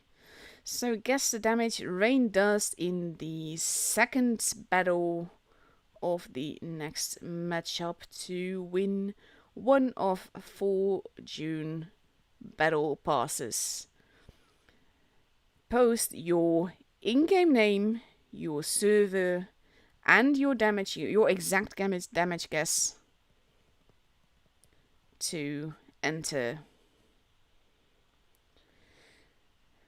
So basically now taking the old message away and pinning the new one. Begin. As per usual, only a valid entry can win. If you've already won, do not enter again because you can technically win more battle passes, but it won't actually add anything extra on your account. So if you won, sit it out. Absolutely. So we're not going out until another 20 minutes, I think, isn't it? No, I think it's at 42. Yeah, in about 4 minutes we will have a room invite. Oh, it's 42. I thought it was 50. Oh, no, it was 51, the other one. That's right. I always get confused. Our brain is basically gone at this stage. I've already warned people. Oh, and like I said, for the matches that we've had, I happily get up in the middle of the night because these are matches that are worth watching and commentating and everything. There have been previous times in previous seasons where I got up in the middle of the night and I will end up with the feeling like, is this what I got up for? So I'm glad that that's definitely not the case here. I mean, don't get me wrong. I mean, it's painful to get up at the crap at well, for me it's like 4 a.m. It's painful to do that. It's I have to go into bed at like 2 a.m. because the EU stream finishes for me at about 1 o'clock in the morning, and then I sort of have to do other things, and then finally you fall asleep about 2, so you only really get a little bit of sleep. And whilst it's painful and whilst it's an inconvenience, I wouldn't miss it for the world, to be fair. Yeah. But it's especially right now, this is for me so far the best season from NA that I've ever seen. And that's saying something, because I've been doing this for quite a while.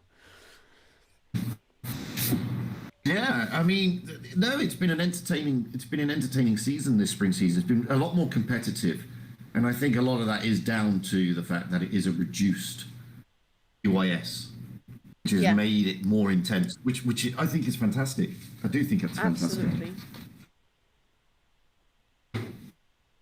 They just need to sort other things out, but that side of it's great. Reduced PYS. Yes, seal of approval.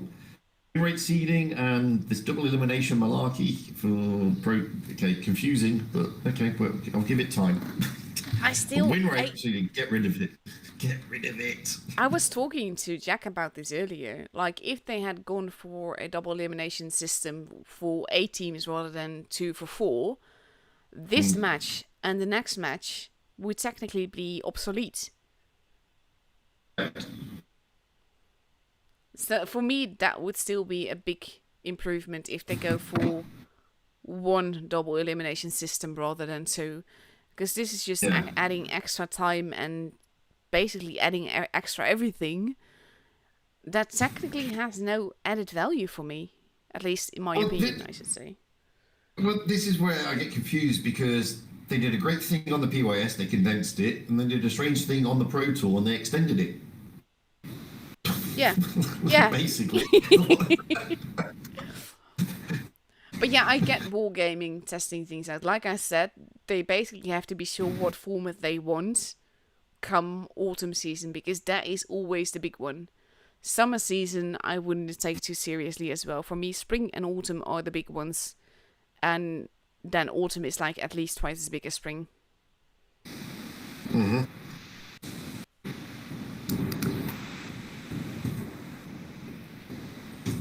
So here we are, just waiting now. Should be coming through anytime soon. Yeah, about a minute away. But I mean, I was saying this with every on the EU server. These two are now secure. They're just jostling now for positioning, basically. And when you're at this stage, and this is why I'm sort of scratching my head with this double elimination.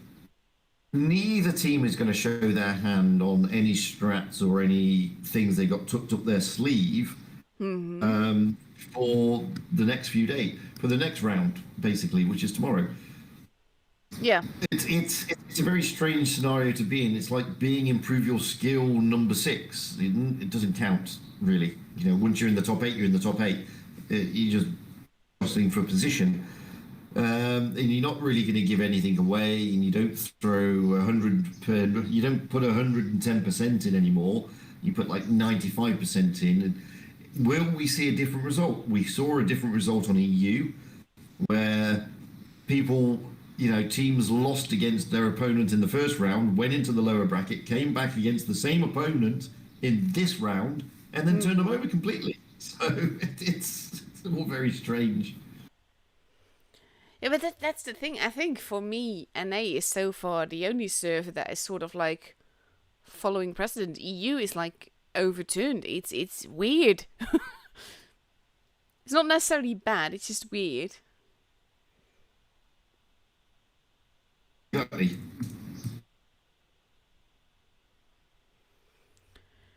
So we have 3 minutes and about 40 seconds left to go before we go into the match, starting on Alpenstadt.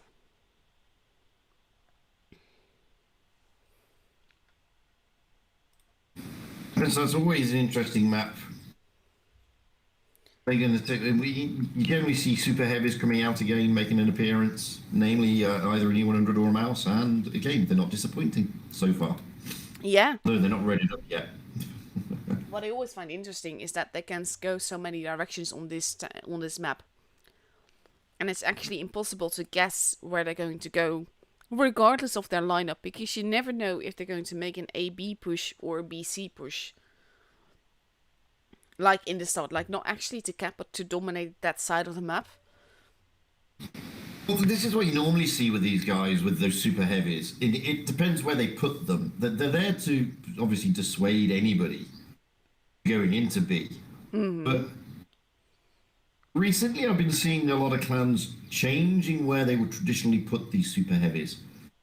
And instead of putting them on the ramps either side of the B, so there's like a little sort of causeway from the river that comes up where you can sort of go slightly haul down a little bit and overlook B from the one spawn, which is it's the south spawn, I believe, and then from the north spawn, no, the other way around.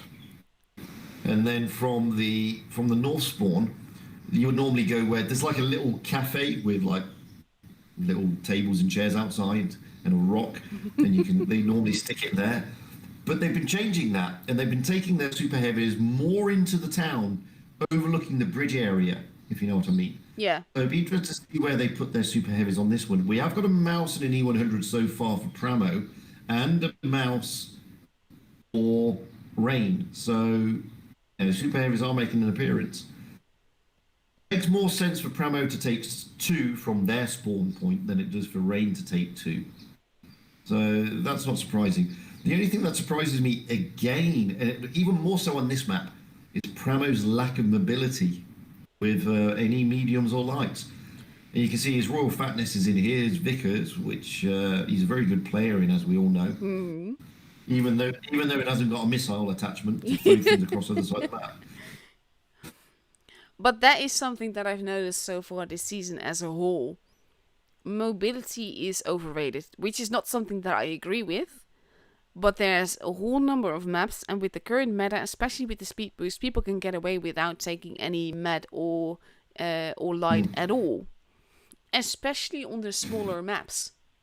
And for me, Alpenstadt counts as one of the smaller maps. Yeah, it can. But it's very difficult to cover all 3 bases on Alpenstadt realistically. Mm-hmm. And having that Vickers, you can get the spots at A, run away, and then go and cap C. and that's where it becomes a bit more crucial. Exactly. At the same time, because the map is fairly small, especially in the beginning, none of the bases will be sort of like neglected. There will be people at every side. Yeah, there basically will be. And looking at the way Rain is sort of readying up here, I'm wondering where they're going to go at the moment. Maybe it's difficult to say if they're going to go A B or C A or C B. It's incredibly difficult to say. I would expect a B action plan for Rain here. Mm-hmm. I've been very wrong before, so I what do I know? But like in this lineup, if we were in a random battle, then that is where I would go. The thing is that you are in a tournament battle with 7 players that are communicating together, that have worked tactics together. They can go anywhere. And as I say in every stream, I mean, these guys have multiple strats for these maps. It's not one size fits all. I mean, they have numerous strats. And we can see Pramo is doing the B and the C, and Rain is doing the A and the B, as quite rightly predicted. Yeah, and since he's not spotted, sports. His Royal Fatness is positioning himself to get out of there very fast if he is spotted, but there's no one there.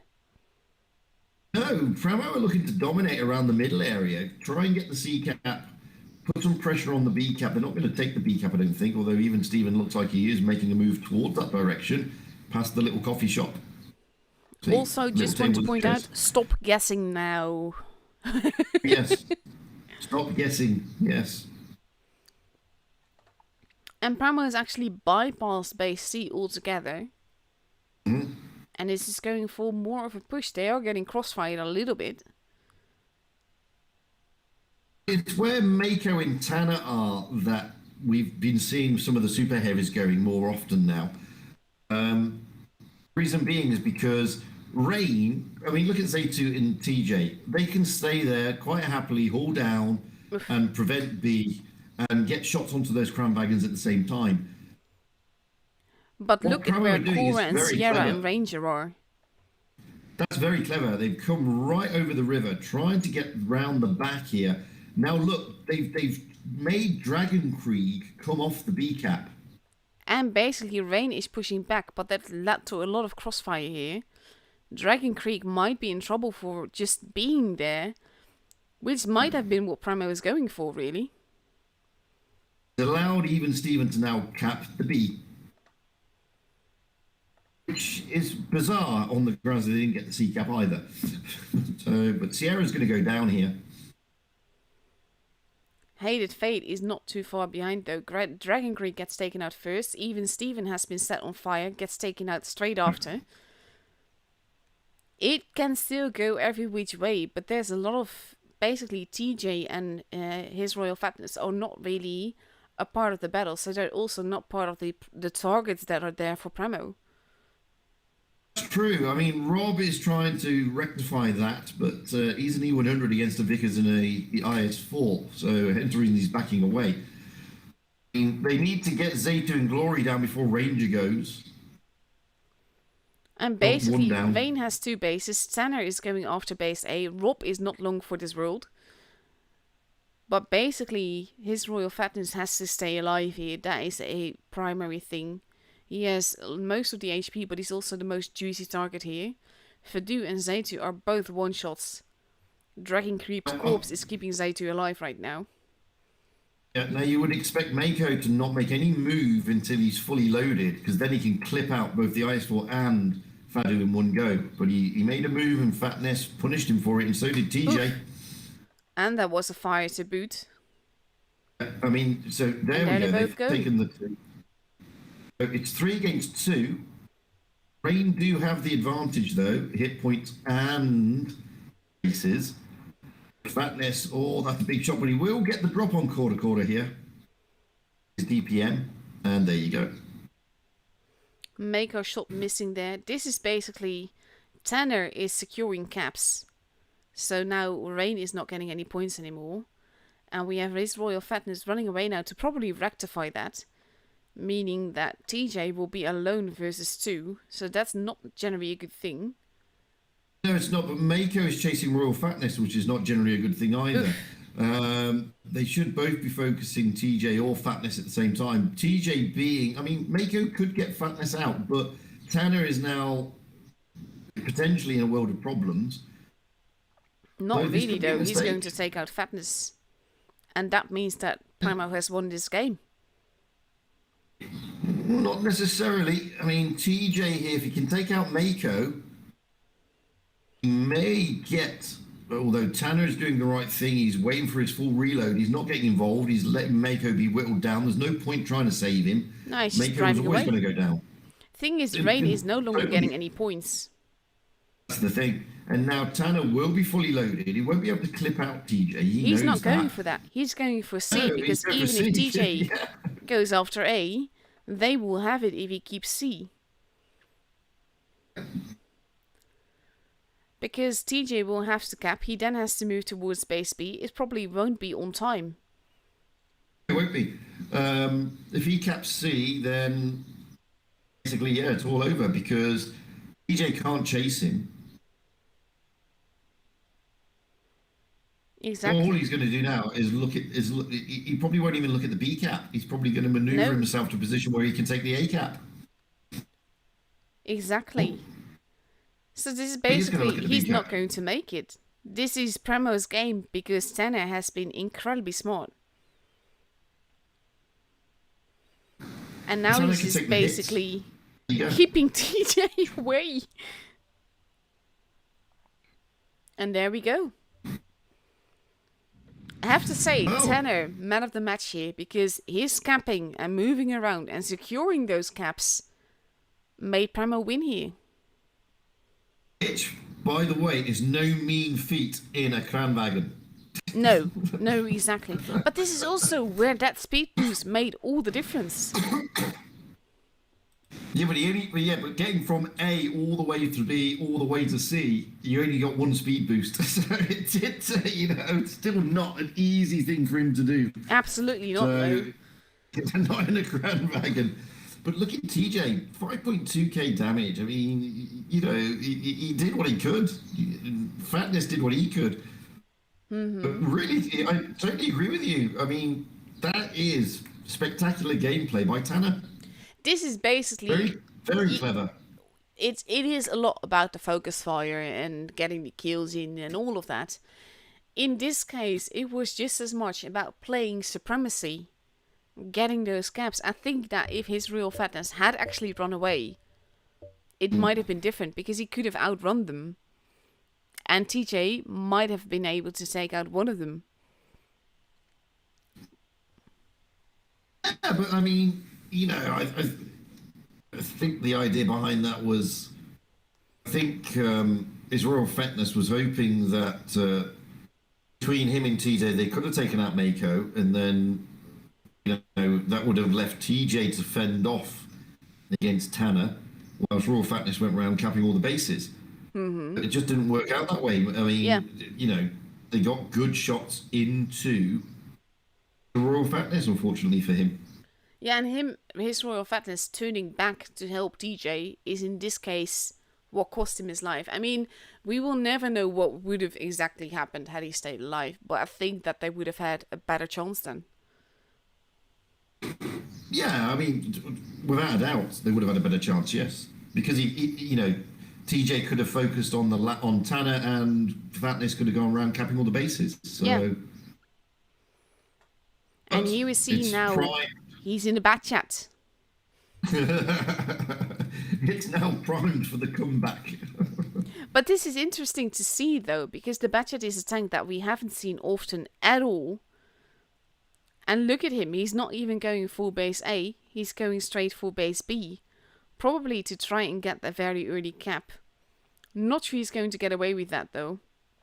This might be a very expensive cap. It could be, but at the same time, it could be expensive for Cora. So he has got Ranger and Rob there. Oof, oof, oof, oof. Oh, that was a big roll, though, into his Royal Fatness. He does manage to survive it, but he's now a one-shot for the rest of the game. And we have Tanner flanking around, going to get behind them, together with Mako. Just look at this. This is fish in a barrel. Move. It's a great move by Mako and Tanner. They are trapping them. They are now pincered. Fate is not going to last. No, there he goes. There goes Rob as well. But this is basically... This was a master move on Premo's side. I'm not saying it's going to work out. We don't know yet, because Cora is now also gone. But those two Kranwagens flanking around with a full clip made a lot of difference here. It's actually working against them. Well, isn't it? I mean, they've got more hit points, Pramo, at the moment. Yeah, but they got two guns TJ less. is now one shot. Oh, TJ is now gone. Tanner is not long for this world either. Get out by, guess who? Yeah, exactly. In the bat chats, at the back, still getting his shots in. No, Fox is about to go. No, he survives another reload. Glory's got one that he'll put into his side, though. Yeah. Like that. And this could have easily gone in Premo's direction. I think it's mainly the fact that both teams responded very quickly to what was happening. And Rain decided to push against Premo, which also meant that it would be harder for Premo to get that pincer movement done.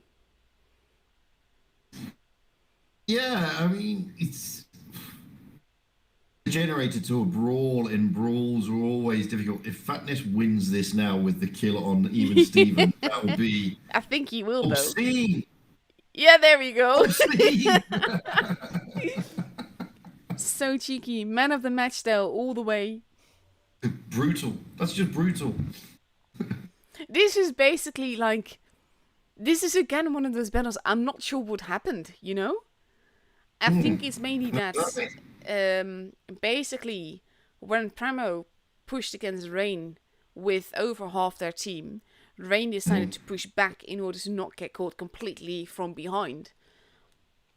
And I think that made all the difference. And then you had Focus Fire, you had a town that is what was working against Premo here, offering a bit more cover and everything. It's highly interesting. Also means, by the way, I actually clicked that away a bit too fast. Rain did 20,027 damage. That's what they've done.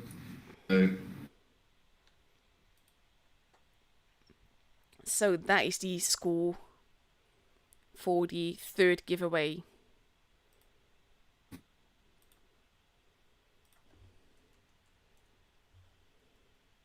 And now we're into Halas. Yes, different map, small map. Definitely not my favorite map. No, it's a mixed bag, this one. It's a very small map. It's got a lot of dips and undulations and things like that, but is a small map. It really is a small map. And there's just so many crossfire lines, good positions that you Yeah. really can't get out of and can get easily pushed in. I find that this map is mostly won by focus fire because you enter a brawl stage fairly quickly generally. In multiple parts of the map usually, but it almost always ends in a big brawl. Well, I always find this map. This is a map whereby if you start bouncing, then it costs you the game. You've got to land those shots. Yeah. As you said, focus fire is the key on this map. So let's have a look. Pretty similar lineups, with the only difference is that there's a Crown Wagon more on Premo's side and E5 more on RGN side, on Rain side.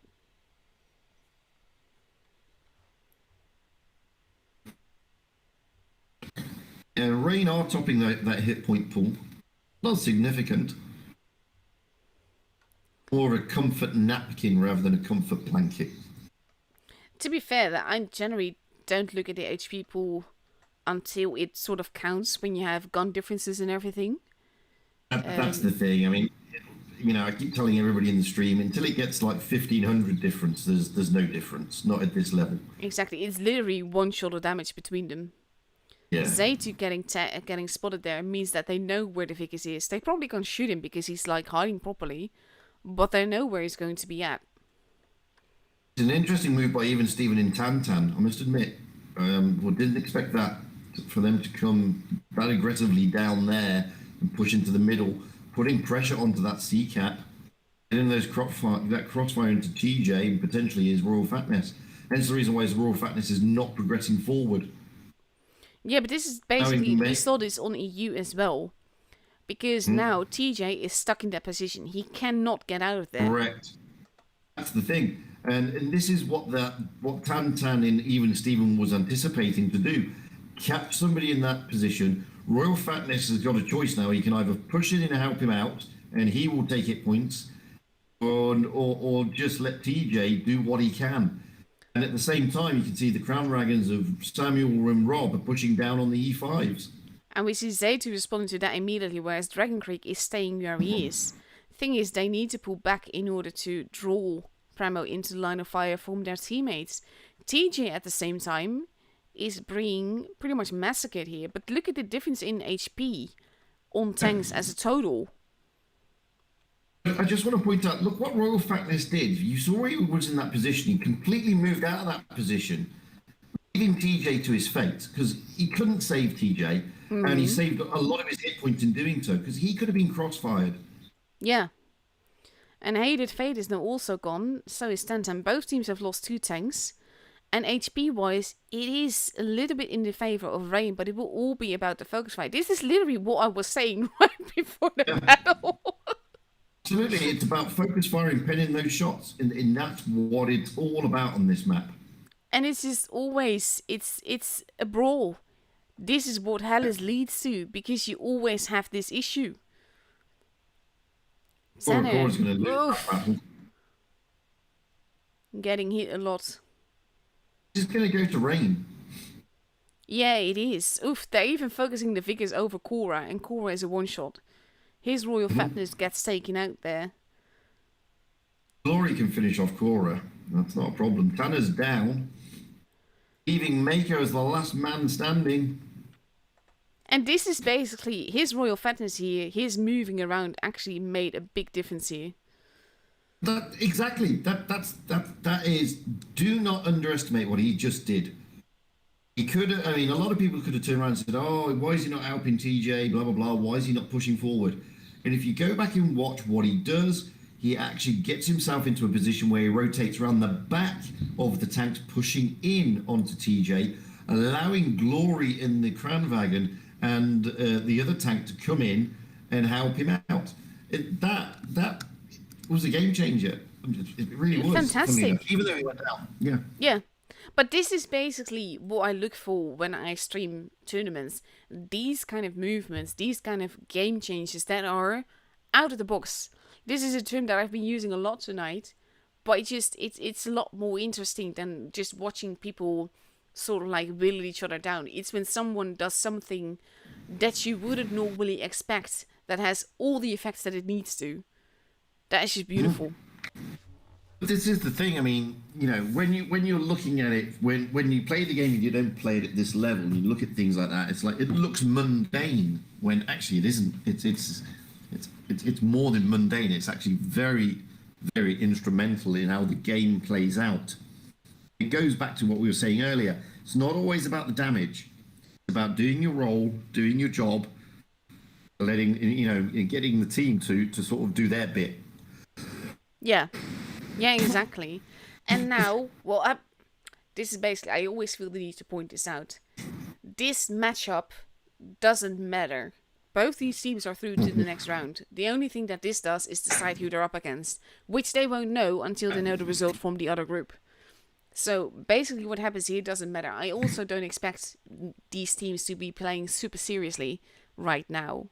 They will play to win, of course, because you want to. But it's not Die Hard.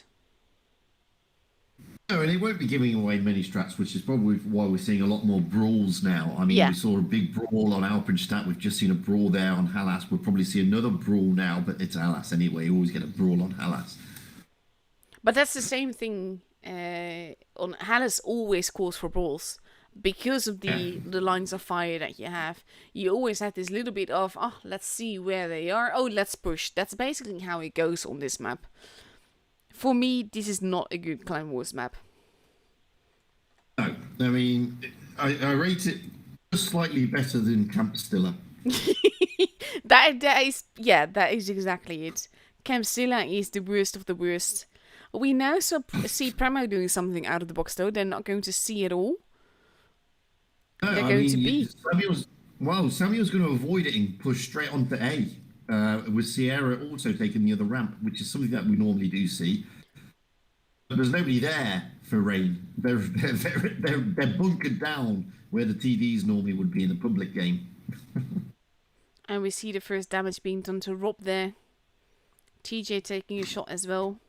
Because now they need to get a base back. And they need to defend base A as well. The thing is now, I mean, if they get C, then they can probably push through the middle onto those crown wagons. Or they could rotate back to their spawn and push onto the IS-4s through A. They've got multiple choices. The thing is that they don't know where half the team from Premo is, which part is being supported. But Fadu has already taken that bite and he's saying, no, let's go this way. And we see Premo responding. With Fadu doing that, you see two Kranwakers at the back, turning around, taking a different position.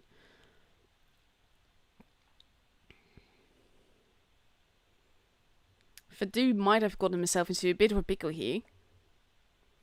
Yeah, but he may have done, but it depends what the call was. If the call is for Rain to carry on pushing round towards Pramo's spawn, then it's a good move. If it's not, then you're right, he's in a pickle. Because now the Cran Dragons of Ated Fate and Glory have got to help him. Yeah, and they're getting tapped as they go along, which is also a bad thing for Rain. Premo, however, is playing this very cleverly. They've still not shown all their trump cards. And with forcing Rain to respond, they're actually making Rain lose a lot of HP here. They almost pincered them there. I mean, TJ and Zaytu have to come round. Royal Fatness have to come round as well. Fadu has full HP left. Glory, yeah. And there he goes. Tanner is going to be taken out as well. But it is tricky. But with the amount of... Oof, there we go. Lots of guns gone in a split second. Yeah, lots of tanks went down quickly there. Sierra getting shot in the rear there by Dragon Creek. Yeah, but at the moment, Pramo have the upper hand on this one. Yeah. They also have a big point advantage. They have a gun advantage here. And they basically just need to have Sierra survive. That will be the trickiest spot for them. That's one thing you don't normally see. His Royal Fatness completely missing a shot on Sierra. I think that's also because Samuel was there. He will be throwing off aim. He is. Finally goes down to Dragon Creek, but Royal Fatness lost a lot of HP in that move. They're keeping Samuel track now, and now it's TJ that is basically keeping his Royal Fatness from getting killed. Dragon Creek has been taken out. It's 4 versus 3. It can technically still go every which way, but It will go down. Now it's 2 against too many. I would very much expect Primo to win this, regardless of their low HP targets as well. Because as OP as his Royal Fatness is, even he can't win this, and now it's just Seitu. Good stuff by Pramo, very cleverly done. Yeah, I just love the way that they basically held half their team back in a way, waiting for Rain to do something in order to respond. Yeah, and they got the response from Fadu, which sort of lit a green light for Pramo to do their strat, which was push through. With the Crown Dragons down the middle and the IS4s and everything else over through the ACAP. But Completely even catching then, Pramo off guard. they were Yeah, but it's sucking waiting. Pramo The in. Kranwagens were waiting Yeah. in the middle until Rain's Kranwagens actually made the push. Did and this is what they were trying to do. They were trying to sucker them in, and Rain took the bait basically. Yeah. And whatever their strat was, their strat may have been to go round through the spawn of Pramo, get behind them. I don't know from that C cap, but they had to change that. And you saw we had Zaytu, Royal Fatness, and TJ then coming through the middle, trying to put some pressure on those Kranwagens. In the meantime, as you quite rightly pointed out, it backed off. Yeah. Yeah, but it's such clever gameplay, and it's just so much more fun that way. And to be fair, it didn't really turn into the brawl that we thought it was going to be. This was much No. cleverer than just a brawl.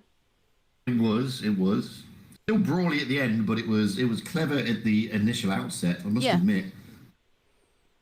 And now we're going to go to Port No. Bay, and we see IS-7s making a show. I was about to say that. Yeah, IS7s are coming in now. So that's different on its own. Curious to see. This is what I mean with not expecting these teams to play super seriously at this point. Because I think that if this was the grand finals of the tournament as a whole, we would not be seeing IS-7s. That's I true. wouldn't expect that in any case. Yeah, and I'm interested to see Royal Fatness in an E5. There you go. To be fair, the man is OP in whatever he drives. He can make anything Very work. true. However, though, he is a traditional medium and light player. And yes, I am a fangirl, for those wondering. No, but seriously, he's one of the most humble players that I know, one of the kindest people that I know in the game, and just completely OP. Yeah, he does need a nerf, to be fair. Yeah, he kind of does. It's that he got buffed into his CC. No, I mentioned that, and I think that is a fantastic move by Wargaming's part to have someone of his caliber, from firstly on the North American server, and secondly as a tournament player, and not just a Y tier, to come in as a CC is fantastic for the game, I think. But not just that. The thing is that he embodies what a CC should be about. It's about content, it's about communication, but it's also about attitude. And for me, his Royal Fatness has the right attitude to be a CC, and that is massive hits into Zaytu there. Oof. That was, yeah, as he tried to cross. This is when Royal Fatness says, "Why am I not in a T22?" And they're currently this is basically going to be a big brawl battle. Yeah, I mean, Sierra and Tantan, they're not even bothering Dragon Creek. They want to get behind Royal Fatness and into those E5s. Zaytu's Why not gone. when you can do that? Exactly. Rob is being focused on. This is like, it's all brawl. It can go every which way, but it will be about the focus fire, a bit of RNG, and pen. Even Steven winning the brawl currently, mainly due to the fact he dropped his reactive armor at the same time, which helped him. Glory's going to go down. He went down Glory a different literally way. went down to save himself. Still died though. He still died, yeah. And Or even basically- Steven now is losing the battle with his Royal Fatness. Yeah, but that's also because of Dragon Creek intervening there. Tanner is being set upon. Fadu is still alive, but he's going to lose a lot of hit points. This has gone down. Anna is not long for this game. No. He's still alive though. He's playing it very cleverly, but there he goes. Now we have Mako arriving or deciding to not arrive after all. It is 4 versus 3. Tan still having a lot of HP left, so he's also not the primary focus for Rain right now. But Dragon Krieg is doing his best to sort of Occupy make him. Tan stay a little bit less happy. Dragon Krieg now is being crossfired and on he goes. And we have Hated Fate arriving with 3 shells, but he only gets 1 in. Down he goes. So far, we now have Fadu's a one-shot, TJ who is many shots, but we've got a very strong IS-7. Yeah. But him actually going there will allow them to push Mako especially. Fadu is going to be primary target. He can't really get out of there alive, and he doesn't. He doesn't. Codependent situation for TJ. But that's not going to be easy. This is where Tan's name becomes apt. Tan too strong. But it's actually Mako that takes him out. It's actually Mako who takes him down, yes. Those IS-7s, to be fair, they did work really well. But again, I would not expect this kind of gameplay when it actually matters. Mm-hmm. So it goes to show you, see. Rain had the upper hand in round 1, and Pramo had the upper hand in the next round. In round 3, so pretty much like what we saw on the EU server earlier. Exactly. So we have Pramo and Rain through to tomorrow. Apex and Jokers through on the other side. They are still going at it, so their matches they're also in a tiebreaker somewhere. They are indeed. That means, let's see, I think that means that Pramo is going to go up against the second place from the other group, and Rain is going to go up against the first place of the other group. Yeah. Which is still going to be a very tough pickle for any team facing them, because it is Pramo and Rain.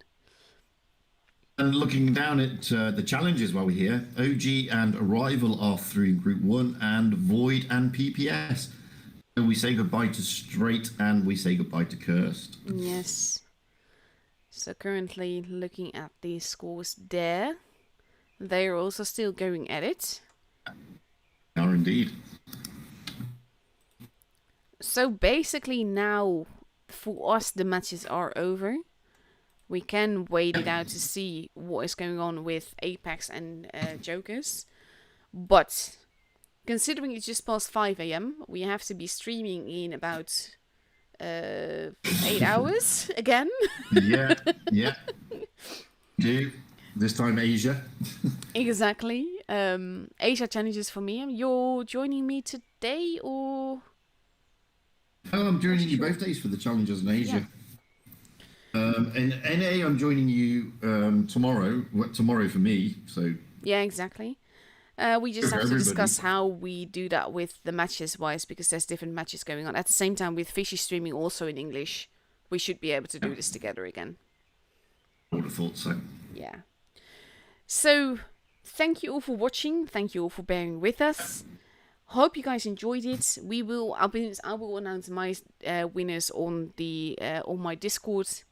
And just be sure that if you won, you will not get the pass right away. It is the June Battle Pass, so you only get it after the June Battle Pass has actually started. Absolutely. So, thank you all for watching. Have a good night all, and I'll see you all for Asia later. Bye-bye.